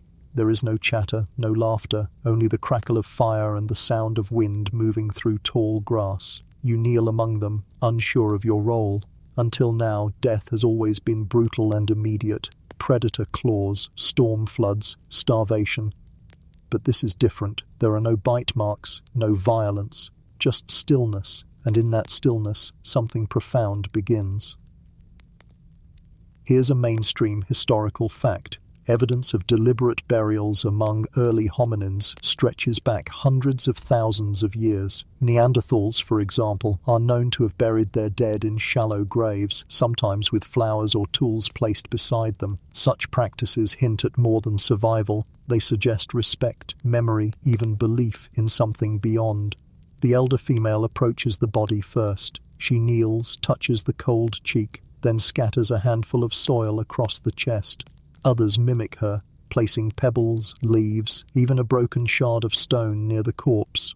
There are no words, but there is meaning. You feel it in the rhythm of the gestures, the quiet reverence. It isn't just disposal, it's ritual. Here's the quirky tidbit. Some archaeologists argue that early burials may have been as much about practicality as spirituality. Bodies smell, predators come, covering them with earth or stone kept the camp safe. But even if the act began as hygiene, it grew into something symbolic. You watch now as children mimic the adults, tossing tiny handfuls of dirt with wide eyes, and you realize, even if this started as instinct, it's becoming tradition. Historians still argue whether these early rituals were evidence of religion or simply the beginnings of social memory. Did proto-humans believe in spirits, afterlives, gods, or were they simply acknowledging loss in the only way they could? You sit in the dust watching the group linger over the body and feel torn. Maybe they didn't have answers, but they were already asking the questions. The burial continues slowly. The group digs with stones and hands, scraping earth away to make a shallow pit. It's clumsy, inefficient, but determined. Sweat drips down faces, dirt cakes under fingernails. The body is lowered gently into the pit, covered first with leaves, then with earth. When the last handful of soil falls, the group steps back, breathing heavily, silent, still. Then something remarkable happens. A young male picks up a bone, a long curved rib, and places it upright in the mound of soil. It's not decoration, not defense. It's marker, a sign. Someone rests here. The group murmurs softly, a low hum, and you feel goosebumps rise along your arms. For the first time, the idea of a grave exists. Another quirky thought, some researchers believe proto-humans may have left food or tools with the dead, not because of belief in an afterlife, but because letting go was too difficult. To give a beloved companion one last piece of sustenance was comfort, even if no one understood why. You watch now as a female sets a half-chewed root beside the mound. It's absurdly small, pitiful even, but it makes your throat tighten. It's not about the root, it's about care. Historians still argue whether these rituals meant the dead were remembered as individuals.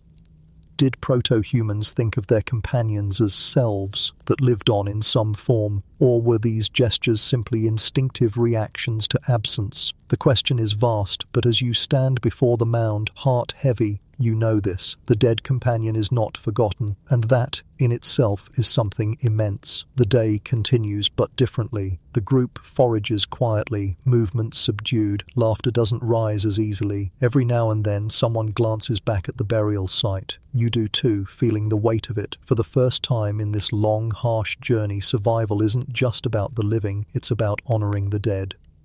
By afternoon, a storm rolls briefly across the horizon, drizzling rain over the mound. The earth darkens, the bone marker gleams wetly. The group gathers near it, almost instinctively, as if drawn together in shared grief. They sit in silence, shoulders touching, eyes fixed on the soil. You sit with them, and the air feels sacred. Another quirky possibility. Some anthropologists argue that grief rituals may have sparked the first seeds of art. A decorated grave, a carved bone, a flower placed with intention, acts that went beyond survival, that existed simply to mean something. You watch sparks of firelight glimmer off the bone marker and think, maybe this is how art began, not in play but in mourning. Historians still argue whether this impulse, ritualizing death, was unique to humans or shared by other hominins. Neanderthals clearly did it. Did Australopithecus? Did Homo erectus? The record is incomplete. Fragments of bones and soil layers leaving more questions than answers. But tonight, as you huddle by the fire, you've seen enough to know the impulse is ancient, maybe universal. As night deepens, the group returns to the mound. The elder who misses softly again, the same rhythm as last night's myth, but slower, lower, mournful. Children yawn and curl close to their mothers, lulled by the sound. The fire crackles, the stars gleam cold above, and beneath the earth one of your companions rests, marked by bone and memory. You lie down, staring at the dark sky, the taste of grief still bitter in your throat. Death here is constant, inevitable, but the way it's met, with ritual, with care, with meaning, changes everything. For the first time, you realize survival isn't only about outlasting storms and predators. It's about carrying the weight of memory, refusing to let loss vanish into the dust. You close your eyes and whisper, "We bury, therefore we remember." And with that thought, you drift into uneasy dreams, the hum of ritual bones echoing through your sleep. The morning after the burial is strangely subdued. Even the birdsong feels muted, as though the whole valley recognizes the heaviness of what happened. Your companions stir from uneasy sleep, glancing often toward the mound of earth where yesterday they laid their kin. But grief doesn't stop hunger. Grief doesn't stop thirst. Survival presses on relentlessly, demanding action even when hearts are heavy. Today, you'll discover that survival isn't just about enduring storms or sharing roots. It's about facing the unpredictable wilderness head-on, sometimes with fear, sometimes with humor. Welcome to Wild Encounters. The group sets out, cautious but determined, moving in a loose formation across the grasslands. The sun is still low, the air cool, but already you feel tension prickling under your skin. Every sound, every shadow carries possibility, food, danger, or both. You clutch a jagged stone in your hand, half hoping you won't need it, half terrified it won't be enough. Here's a mainstream historical fact. Early hominins lived alongside a staggering array of megafauna: mammoths, giant ground sloths, saber-toothed cats, enormous snakes, and flightless birds taller than any human. Many of these creatures could kill with a single strike. Others were potential meals, but hunting them required risks that bordered on insanity. For small, fragile groups like yours, every encounter was a gamble. You don't have to wait long for today's gamble. A shadow falls across the grass, massive and lumbering. You squint against the sun and your jaw drops. There, just ahead, stands a woolly mammoth, towering, shaggy, tusks curling like ivory scythes. The ground itself vibrates with each of its heavy steps. Your companions freeze, eyes wide, breath shallow. It's magnificent, it's terrifying, and to your hungry stomach, it's food. But reality hits quickly. How would you possibly bring duhus? When something this size, your tools are stones and sticks. The mammoth weighs more than your entire group combined. One charge from it and you'd be nothing but scattered bones. The group watches silently, awe and fear mixing in equal measure. Then, mercifully, the mammoth continues on, trunk swinging lazily, uninterested in your tiny existence. You let out a shaky laugh. Right, you whisper. Plan A is definitely not mammoth steaks tonight.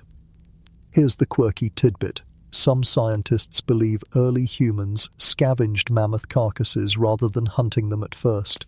Imagine stumbling on a frozen giant preserved in ice and cautiously cutting strips of meat with stone tools. Whole villages could feast for weeks. You grin at the thought of proto-humans throwing the world's first barbecue party around a mammoth corpse, awkward dancing included.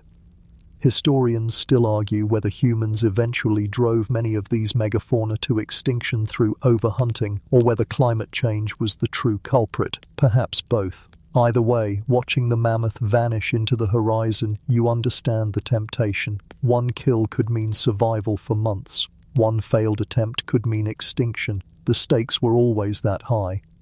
The group continues on, hearts still pounding from the near encounter. You cross a patch of marshland where reeds whisper in the wind. The ground squelches under your feet, sucking at your ankles. That's when you hear it, a hiss, a long, low, spine-tingling hiss. Your eyes dart downward just in time to see a massive snake uncoil, its scales glinting in the sun. Its head rises, tongue flicking. Panic surges. You stumble backward, tripping into mud, your heart hammering.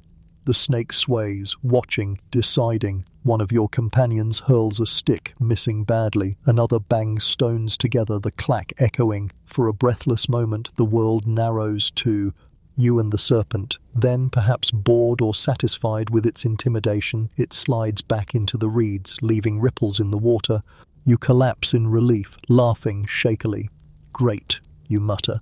First mammoth steaks, now snake surprise. Nature really needs a new menu. The joke falls flat among your companions, but you chuckle anyway because laughter is the only thing standing between you and pure terror. Another quirky tidbit. Ancient people sometimes revered snakes, seeing them as symbols of danger and rebirth. In some cultures, snakes became woven into myths of gods and healers. You can see why. One close brush with a giant serpent and it's burned into memory forever. Historians still argue whether fear of snakes is instinctive or learned. Babies today often flinch at snake-like shapes, suggesting the fear is deeply wired. Perhaps your ancestors' daily encounters shaped that wiring. Watching your group still shiver at the reeds, you think fear itself might have been one of evolution's greatest teachers. By afternoon, hunger gnaws again. The group finds a patch of shrubs heavy with berries, red, plump, almost inviting. But here's the problem, you don't know if they're safe. Some are delicious and nutritious, others deadly. The elder examines them carefully, sniffing, nibbling one cautiously. She waits, silent. Minutes drag, then she nods, chewing more. The group swarms the bushes, plucking eagerly. You taste one, it's tart, sweet, a burst of relief on your tongue. You groan happily, then mutter, finally, something that doesn't crawl or hiss. But danger doesn't take long to return. Later, as dusk approaches, the group hears distant howls. A pack of hyenas appears, slinking along the horizon. Eyes glinting, they circle, curious, bold. Your group tightens, stones raised, voices raised in sharp shouts. The hyenas laugh, literally laugh, that eerie, mocking cackle that sends shivers down your spine. They dart closer, testing your resolve. The standoff lasts long minutes. Your throat is dry from yelling. Your arm aches from hurling stones. But eventually the hyenas lose interest, trotting off in search of easier prey. Relief floods you, followed by exhaustion. You collapse into the dirt, muttering, 10 out of 10, do not recommend customer service at this restaurant. Here's the quirky fact. Hyenas weren't just scavengers. Fossil evidence shows they hunted actively and sometimes even contested carcasses with early humans. The rivalry was ancient and bitter. Two species competing for the same scraps of survival. You laugh bitterly, realizing your ancestors' nemesis wasn't just lions, it was the bone-cracking, nightmare-laughing hyena. Historians still argue whether these constant wild encounters pushed humans to become hunters themselves. Did fear and competition drive the leap from scavenging to coordinated hunting, or was it simply a slow adaptation, trial by necessity? As you lie there panting, you can't help but think fear alone could spark innovation. Survival isn't comfortable, it's desperate. Night falls, the group huddling close around fire once again. The day has left you trembling but also strangely exhilarated. Mammoths, snakes, hyenas, all survived, at least for now. You chew the last of the berries, their sweetness lingering as comfort against the dark. The children mimic the snake with hissing noises, the adults chuckle softly, and you realize something important. Laughter really is a survival tool. Another quirky insight, perhaps humor itself is ancient medicine, a way to release tension after terror. After all, you can't fight mammoths with stones, but you can laugh about how ridiculous you looked trying. Maybe laughter was one of the first real defenses against despair. Historians still argue whether early humans saw themselves as part of nature or apart from it. Were they humble creatures among many, or did they already sense their uniqueness? Watching your group tonight, fragile, trembling, but still joking, still mimicking predators in the firelight, you think the answer might be both. They feared the wild, but they also began to reimagine their place in it. The fire crackles, the stars gleam, and you lie back, exhausted. The day's wild encounters replay in your mind like a chaotic montage, tusks, scales, laughing jaws, and through it all one truth hums steady. Humanity didn't survive because it was the strongest. It survived because it kept standing back up, even when the wilderness knocked it flat. You close your eyes, a faint smile tugging at your lips. "We're absurd," you whisper into the dark. Absurd, ridiculous, and somehow alive. And with that thought, you drift into uneasy sleep, ready for whatever new absurdity tomorrow brings. The night after the hyena standoff passes in jittery fragments of rest. You wake often, startled by phantom growls, the sound of laughter that isn't laughter. By dawn, your body feels like a collection of aches stitched together. But something shifts today. As the group stirs, their eyes flick not just to the horizon for danger, but to each other. A murmur runs through them, grunts, gestures, sounds. It isn't the pantomime of stories anymore. It's sharper, more deliberate. Welcome to language sparks, the moment survival finds its voice. The first attempt comes suddenly. A child toddles too close to the fire's embers, and a female barks a sharp sound, almost a word, clipped and urgent. The child freezes, then stumbles back. The group glances at one another, wide-eyed. The sound carried meaning, not gesture, not touch, not context, pure sound. You feel a chill, goosebumps prickling your arms. You've just witnessed a proto-command. Here's a mainstream historical fact. The origins of language are still shrouded in mystery, but many scholars place its roots somewhere between 1 and 2 million years ago. The anatomy for speech, descended larynx, flexible tongue, developed gradually. Long before grammar and vocabulary, there were sounds tied to proto-humans. Specific meanings, warnings, calls, alerts. These sparks eventually ignited the full blaze of language. The group tests it out. One male points toward the trees, then makes a low hum. Another repeats it, nodding. The sound doesn't describe exactly, but it aligns their attention. Later, a female plucks berries and makes a popping noise with her lips, handing one to a child. The sound repeats, spreading through the group. You realize you're hearing the raw birth of vocabulary, primitive, clumsy, but astonishing. Here's the quirky tidbit. Some researchers believe laughter itself may have been the earliest language, a social glue that bound groups. Different tones of laughter, mocking, reassuring, nervous, conveyed different meanings. You grin at the idea that humanity's first real conversation may have been one person snorting while another slipped on wet grass. Historians still argue whether language began primarily as cooperation, to share food, warn of danger, or as gossip, to bond socially, track relationships. Was survival the spark, or was it curiosity and connection? Watching your group now, you suspect both. The urgency of warning shouts and the warmth of playful noises coexist, each essential in its own way. As the day unfolds, you walk with the group through the valley, listening carefully. The sounds grow more varied, sharp calls when spotting a bird, low hums when finding roots, guttural clicks when danger rustles in the reeds. It isn't language as you know it, no grammar, no poetry, but it's unmistakable. Sound shaping meaning. Each new noise is a seed ready to bloom into vocabulary. You try it yourself. When you spot a patch of edible tubers, you clap twice, mimicking the rhythm of digging. The group turns, following you, and soon they're pulling roots from the soil. They grunt approvingly, repeating your sound. You laugh softly, realizing you just conned. Tributed to the world's first shared dictionary. My word, you mutter. Literally. Another quirky moment, anthropologists suggest body rhythm, clapping, stomping, drumming may have been an early aid to language. Imagine proto-humans slapping thighs to signal urgency or beating sticks to coordinate movements. You smirk at the thought. Before spelling bees, there were slapping knees. Historians still argue whether language was a sudden leap or a slow crawl. Did a genetic mutation unlock speech overnight, or did tiny sparks build over millennia until one day stories flowed freely? The debate rages, but as you listen to your companions today, you sense the truth. Sparks build slowly, but each spark is explosive in its own right.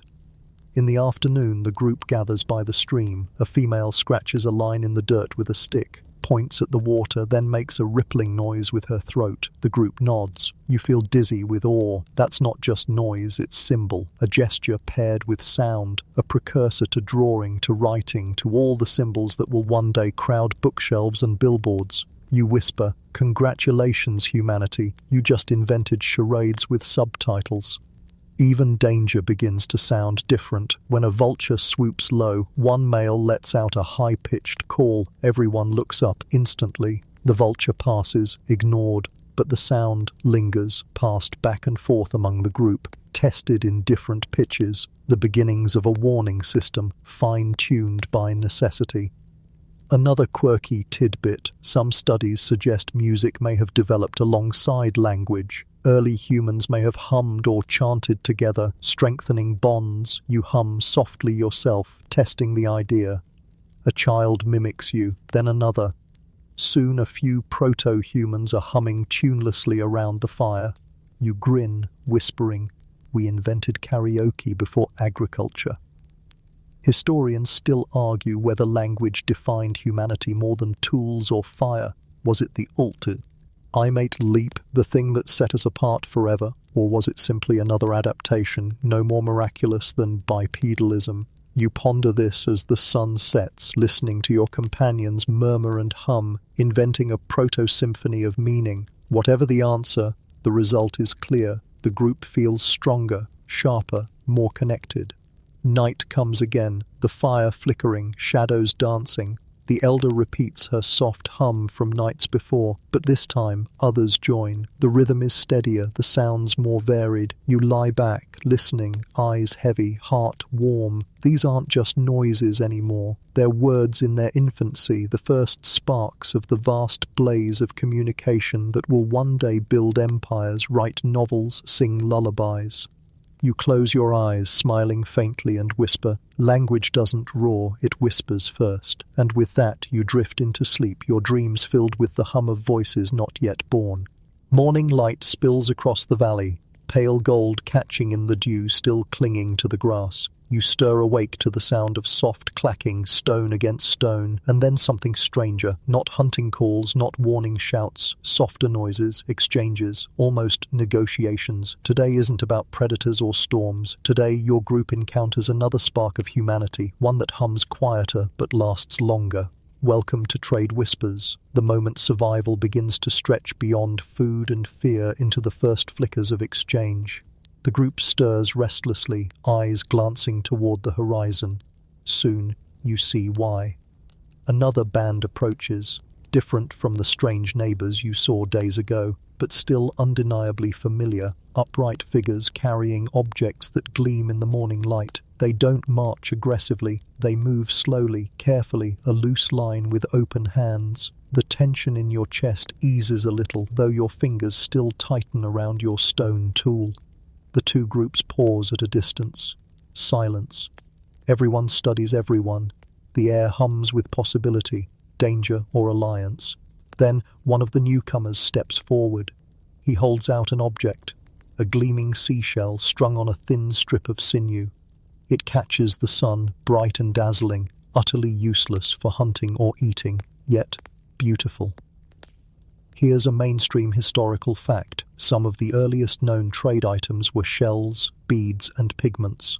Archaeological sites show that shells from coastal regions turned up hundreds of miles inland, proof that objects moved far beyond their places of origin. People weren't just surviving, they were valuing, sharing, and desiring things with meaning beyond immediate survival. Your group shifts uneasily. The elder female steps forward, her hand gripping a small pile of stone flakes, sharp-edged, useful. She sets them down carefully. The newcomer sets the shell close beside them, then steps back. Slowly, your elder takes the shell. The newcomer takes the stones. Silence again, then a ripple of soft hums, low grunts of satisfaction. The trade is complete. Here's your quirky tidbit. Some researchers think the earliest currencies may have been colorful stones or rare feathers, items chosen not for utility but for how they looked. Imagine proto-humans lugging a bag of shiny pebbles through the savanna just to impress someone. You grin at the thought. Humanity invented bling long before credit cards. Historians still argue whether early trade was practical exchange or the beginning of symbolic economy. Were shells and stones swapped simply because they were rare, or did they already carry cultural weight, like status markers or talismans? Watching your group now, you suspect both. The shell glitters in the elder's hands, and even the children gaze at it with wide eyes. It isn't food, but it feeds something else, the imagination. The day unfolds with cautious exchanges. A sharp stick changes hands for a bundle of dried roots. A lump of red ochre is passed for a clutch of berries. You join in hesitantly, offering a particularly smooth stone you picked up days ago. In return, you receive a feather, long, striped, striking. You laugh softly, whispering, "Fantastic. We invented Etsy." But there's tension too. One of your group members tries to snatch a second shell without offering anything. A low growl rises from the newcomers. For a moment the air tightens, fists clench. Then the elder intervenes, scolding sharply, returning the shell. Peace holds, but barely. Even in these first trades, greed lurks, waiting. Another quirky insight. Some anthropologists suggest gift-giving may have preceded barter. Early exchanges weren't about exact value, but about building relationships. Giving something away created obligation, trust, reciprocity. You watch the groups share a roasted root around the fire that evening, passing it piece by piece. It isn't barter anymore, it's bonding. Historians still argue whether trade whispers were the root of future empires or simply background noise to survival. Did beads and shells pave the way for markets, or were they minor luxuries in a life still dominated by hunger? You sit by the fire tonight, fingering your feather, and realize symbols matter. Even when bellies growl, humans crave meaning. As night deepens, the two groups stay close but separate. Fires glowing on opposite sides of the clearing. The hum of low voices drifts between them. Children from each group sneak closer, giggling, showing each other trinkets. Adults watch warily but don't stop them. You feel the fragile bridge forming, built from shells, stones, roots, and trust. You lie back, staring at the stars. The feather rests beside you, its stripes stark in the firelight. It's not food, not shelter, not protection, and yet it feels valuable, precious even. You realize humanity's survival wasn't just about calories and caves. It was about finding ways to say, "This matters." You close your eyes, smiling faintly, and whisper, "Trade doesn't just feed bodies, it feeds the future."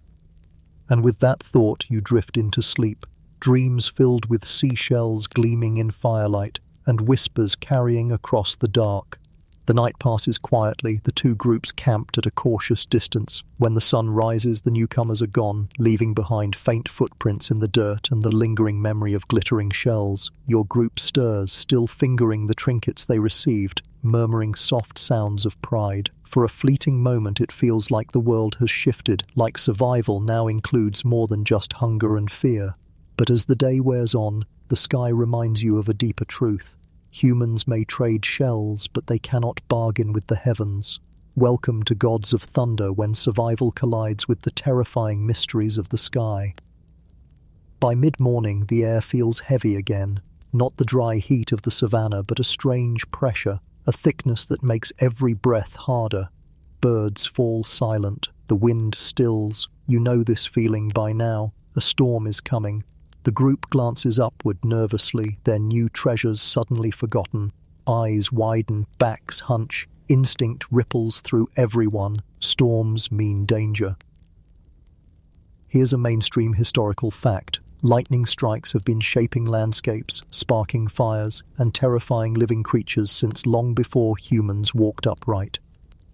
For early hominins, lightning wasn't just weather, it was a force so powerful, so unpredictable, that it demanded explanation. Archaeological evidence suggests fire rituals may have been tied to storms, linking divine power to survival long before gods had names. The clouds roll in by afternoon, darker and darker, until the sky looks bruised. The first rumble shakes the ground, deep and resonant. The children wail, adults huddle closer. You feel the hairs on your arms stand on end. The sound doesn't just echo, it commands. The next flash of lightning splits the sky, blinding, followed by a crack so loud it rattles your teeth. You flinch violently, muttering, "Okay, so apparently God just invented surround sound."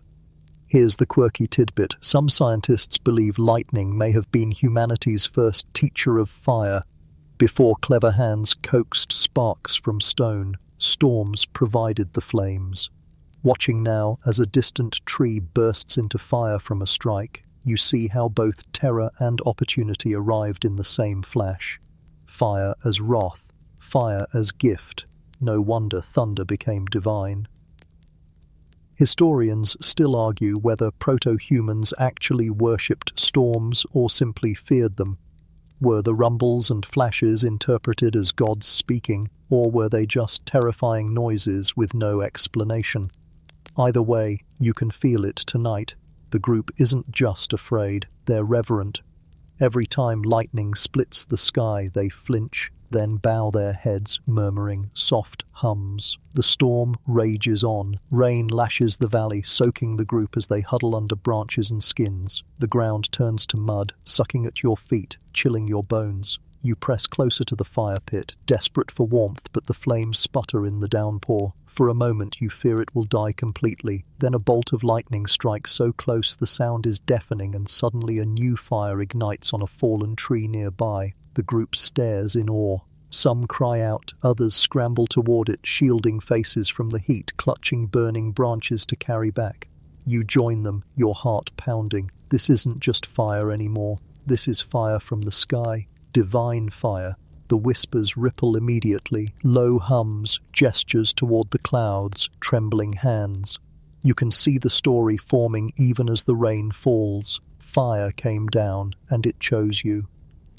Another quirky thought: many ancient cultures thousands of years later would worship sky gods: Zeus, Thor, Indra, Tlaloc. Storms became voices of power, symbols of anger and blessing. Tonight you're watching the seed of those myths sprout in the eyes of fragile hominins crouched in mud, clutching divine flames. Historians still argue whether religion was born from awe of nature's power or from grief over death. Was it thunder that first taught humans to kneel, or burials that taught them to hope?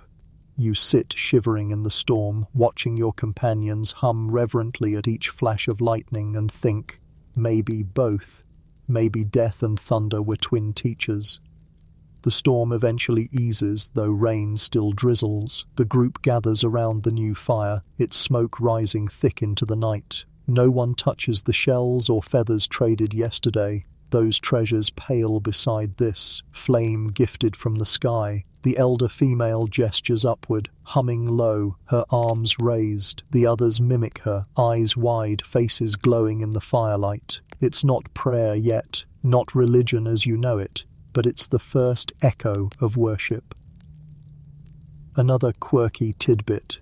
Some anthropologists believe chanting and synchronized movement may have evolved as a way to bond groups during fear. You see it now, your companions swaying slightly, humming in rhythm as thunder rolls faintly in the distance. Fear becomes ritual. Ritual becomes cohesion. You sway too, awkwardly at first, then more naturally. You laugh under your breath, whispering, "Congratulations, humanity, you just invented choir practice." Historians still argue whether this awe of storms gave humans comfort or control. Did rituals actually ease fear, or did they simply give the illusion of agency? Watching your companions tonight, you realize the illusion doesn't matter. What matters is the calm settling over them as they hum, sway, and stare into the fire. Fear has been transformed into story, story into ritual, ritual into strength. Night deepens. The storm fades completely, leaving the valley damp and glistening. The fire still burns, its smoke rising into a sky now sharp with stars. Your companions finally relax, curling together for sleep. Brr. You remain awake a little longer, staring at the heavens. You think about how thunder once shattered your body with fear, but now it whispers differently, not just threat, but possibility. You close your eyes, listening to the faint hums still vibrating in the group's chests, and whisper to yourself, "We gave storms a voice, and in doing so, we gave ourselves one too." And with that thought, you drift into sleep, the memory of divine fire flickering in your dreams. Morning sunlight breaks through the clouds, spilling across the valley in shafts of gold. After the storm's rage, the world feels scrubbed clean. The stream gurgles louder, swollen from the rains, and plants glisten with new growth. For once, there's abundance all around. Roots push up easier, berries swell ripe, and animals linger longer near the water. It's a rare reprieve. But today, your group does something different. They don't just eat what the land offers. They begin to shape the land itself. Welcome to Seeds of Tomorrow, the moment fragile hands scatter grains that will one day transform the world. The group spreads out in the wet earth, foraging as always, digging, chewing, storing scraps.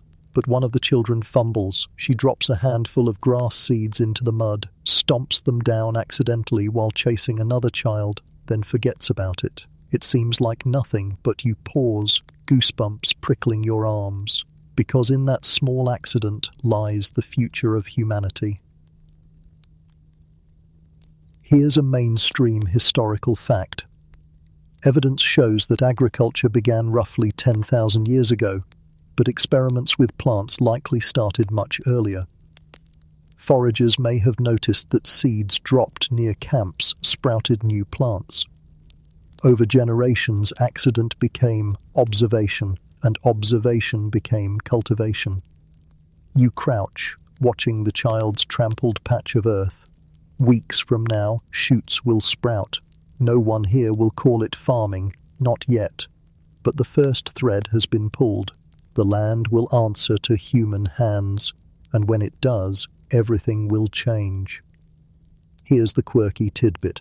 Some early agricultural sites show signs of people scattering not just grains, but wild legumes. Yes, your ancestors may have accidentally invented beans before houses. You grin at the thought. The world's first fart joke was probably 8,000 years ago, long before Netflix specials. Historians still argue whether agriculture was discovered out of desperation or curiosity. Did hunger force humans to experiment with seeds, or did abundance give them the freedom to tinker? Looking at your group now, stomping in mud, chewing roots, you think it was both. Survival demanded pragmatism, but boredom sparked creativity. After all, why not drop seeds here and see what happens?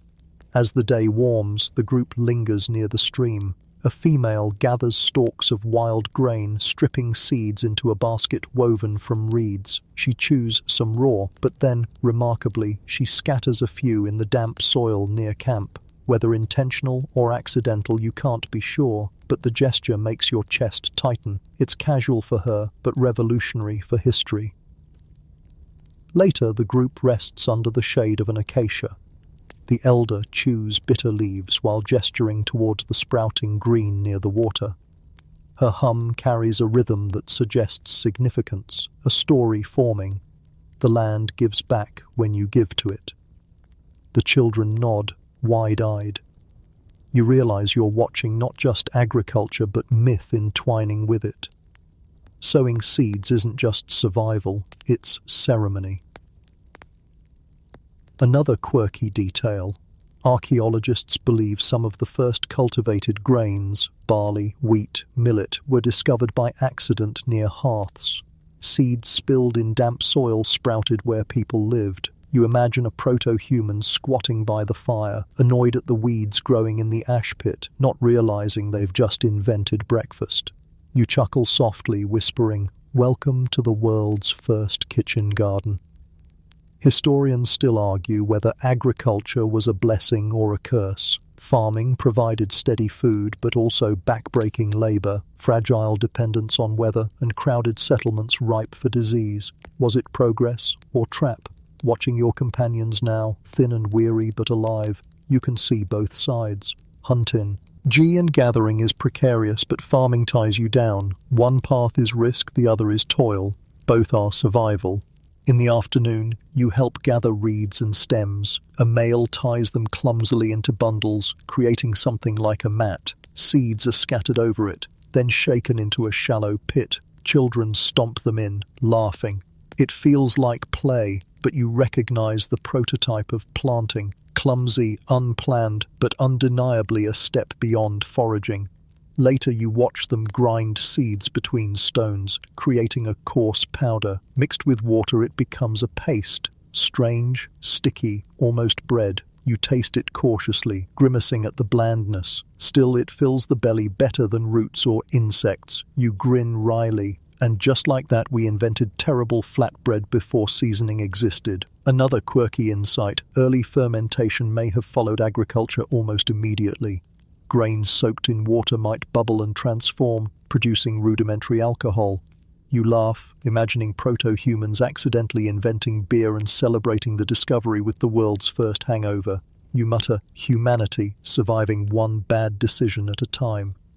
Historians still argue whether agriculture spread rapidly across groups or was reinvented independently in many regions. Did the idea travel, or did it spark wherever humans lingered long enough to notice sprouting plants?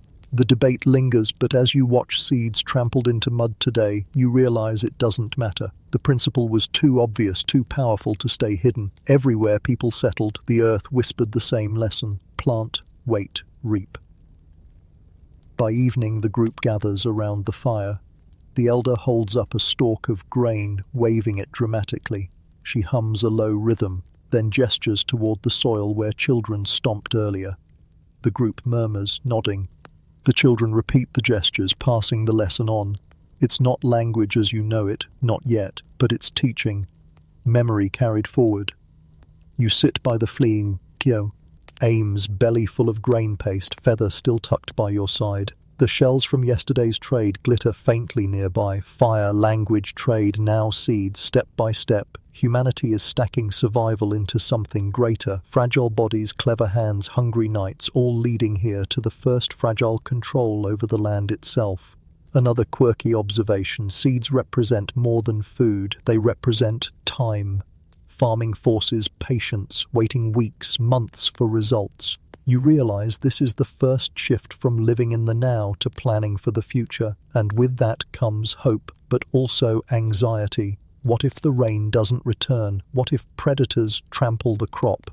You whisper, "Congratulations, humanity, you just invented worrying about next season." Historians still argue whether agriculture was inevitable. Was it destiny that humans would one day sow and reap, or could we have thrived forever as nomadic foragers? The question lingers, but sitting here with your group, you know this. Once the first seeds hit the soil, there was no turning back. The fire crackles. The elder's hum fades into silence. You lie back, staring at the stars, imagining endless fields of wheat, villages, cities, civilizations. All of it born from this moment, these scattered seeds, these fragile hands daring to shape the earth. You close your eyes, smiling faintly, and whisper, "The future grows quietly, one seed at a time." And with that thought you drift into sleep, dreams filled with fields waving under a sun not yet risen. The air is still tonight, the valley hushed in a way that feels both calming and eerie. The fire crackles softly, shadows swaying across faces weathered by hunger, fear, and stubborn endurance. Around you lie feathers, shells, and seeds pressed into damp earth, humble symbols of everything your group has discovered. You breathe deeply, the smoke sharp in your nose, and glance at the mound where one companion rests under ritual bones, and it hits you. For millions of years, extinction stalked every step of your kind. Yet here you are, heart beating, lungs filling, alive. Welcome to Why We Endure, the question echoing through deep time. Why didn't we vanish when the odds said we should? The group stares into the fire, their hums low and steady. Children doze in laps, their tiny hands twitching in dreams. Adults sit shoulder to shoulder, silent but not isolated. You study their faces, fragile, awkward, neither beast nor fully human, and realize the miracle isn't that they survived perfectly, it's that they survived at all. Here's a mainstream historical fact. Roughly 99% of all species that have ever lived are extinct. Dinosaurs, mammoths, giant sloths, all gone. By all logic, early hominins should have joined them. Small numbers, fragile bodies, predators, disease, storms, famine. The odds screamed failure. Yet through sheer persistence, your ancestors clung on, passing tiny victories forward. One of your companions lifts a shard of stone, holding it in the firelight. Another hums, imitating thunder. A child claps twice, remembering the signal for tubers. These gestures, these sparks of memory, are humanity's true inheritance. Not claws, not fangs, not speed, but resilience wrapped in creativity, stitched together by stubbornness. Here's your quirky tidbit. Some evolutionary biologists call humans the great improvisers. Unlike other species, humans weren't specializers. But for one environment, they weren't the fastest, the strongest, or the fiercest, but they were flexible. They could eat bugs one day, marrow the next, berries the next. You grin at the thought, humanity's real superpower was being picky eaters only when death wasn't on the line. Historians still argue whether survival came down to luck or adaptation. Was it a string of chance events, dodging extinction by sheer fortune, or the gradual accumulation of cleverness, bonds, tools, and stories? You look around at your group and feel the answer might be both. Luck may have opened doors, but it was endurance that walked through them. The firelight flickers and you imagine the long chain stretching forward. These fragile beings will stumble, adapt, scatter across continents. They will bury their dead, tell stories of storms, barter shells, scatter seeds, and one day their descendants will build villages, cities, empires. They will map the stars, split the atom, argue about coffee orders. But it all begins here, with firelit hums and fragile bonds refusing to break. Another quirky reflection. Some scientists believe humans survived ancient bottlenecks, times when populations shrank to just a few thousand individuals. Imagine that, your entire species balancing on a knife's edge, one bad drought away from oblivion. Yet somehow those few held on. You whisper, we're all descended from the stubbornest people alive. Historians still argue whether it was cooperation, imagination, or sheer chance that tilted the scales. Did humans endure because they bonded tighter than rivals, because they dared to tell myths that soothed fear, because their brains sparked curiosity no other species quite matched? The debates echo, but as you watch the elder hum softly while cradling a child, you see the truth. Survival wasn't one thing, it was everything, every scrap, every trick, every story whispered in the dark. The fire burns lower, the night deepens. You lie back, staring at stars older than every ancestor combined. The Milky Way spills across the sky, dazzling, infinite. Your chest tightens. How small your companions look under that vastness. How absurd, how impossible that such fragile creatures didn't vanish into silence. And yet they didn't, and neither did you. You think of mammoths, snakes, hyenas, storms, of laughter after fear, of shells traded for roots, of bitter herbs chewed in desperation. You think of ritual bones laid gently in soil, of myths whispered in firelight, of seeds scattered in mud. Every moment ridiculous, fragile, improbable, and every moment essential. Humanity didn't endure because it was destined. It endured because, time after time, it refused to stop. The elder's hum fades into silence. The group curls closer, breaths soft and steady. You close your eyes, the fire's warmth fading, and whisper one last thought. We survived because we kept walking. The fire dims to embers now, soft red glow pulsing gently in the dark. The night air cools, carrying the faint scent of wet earth and ash. Around you, the group breathes in slow rhythm, their fragile bodies pressed close, their faces softened by sleep. The predators are still out there. The storms will come again. Hunger will gnaw tomorrow. But for this moment, there is peace. Your eyelids grow heavier as you listen to the crackle of dying firewood. The sharp edges of fear dull, replaced by the steady reassurance of warmth and kinship. Even the stars above seem softer now, their brilliance less blinding, more like distant lanterns guiding the way. You feel yourself drifting, the urgency of survival fading into the calm of rest. The stories of storms, of neighbors, of seeds, they linger in your mind not as burdens but as lullabies. Every trial becomes memory, every hardship becomes part of the lows. Chain that leads here to this quiet night. You realize survival is not only about struggle, it is also about these moments of stillness when the world pauses and allows you to breathe. Your body relaxes, muscles unwinding, breath deepening. The ground beneath you feels less harsh now, more like an anchor than a punishment. You let yourself sink into it, carried by the same earth that has cradled all your ancestors. The embers glow softer still, fading to faint sparks. The whispers of your companions' breaths mingle with the hum of the night, and as your eyes finally close, the world eases into silence. You are safe, at least for now, safe enough to sleep, safe enough to dream. Good night, traveler. Sweet dreams.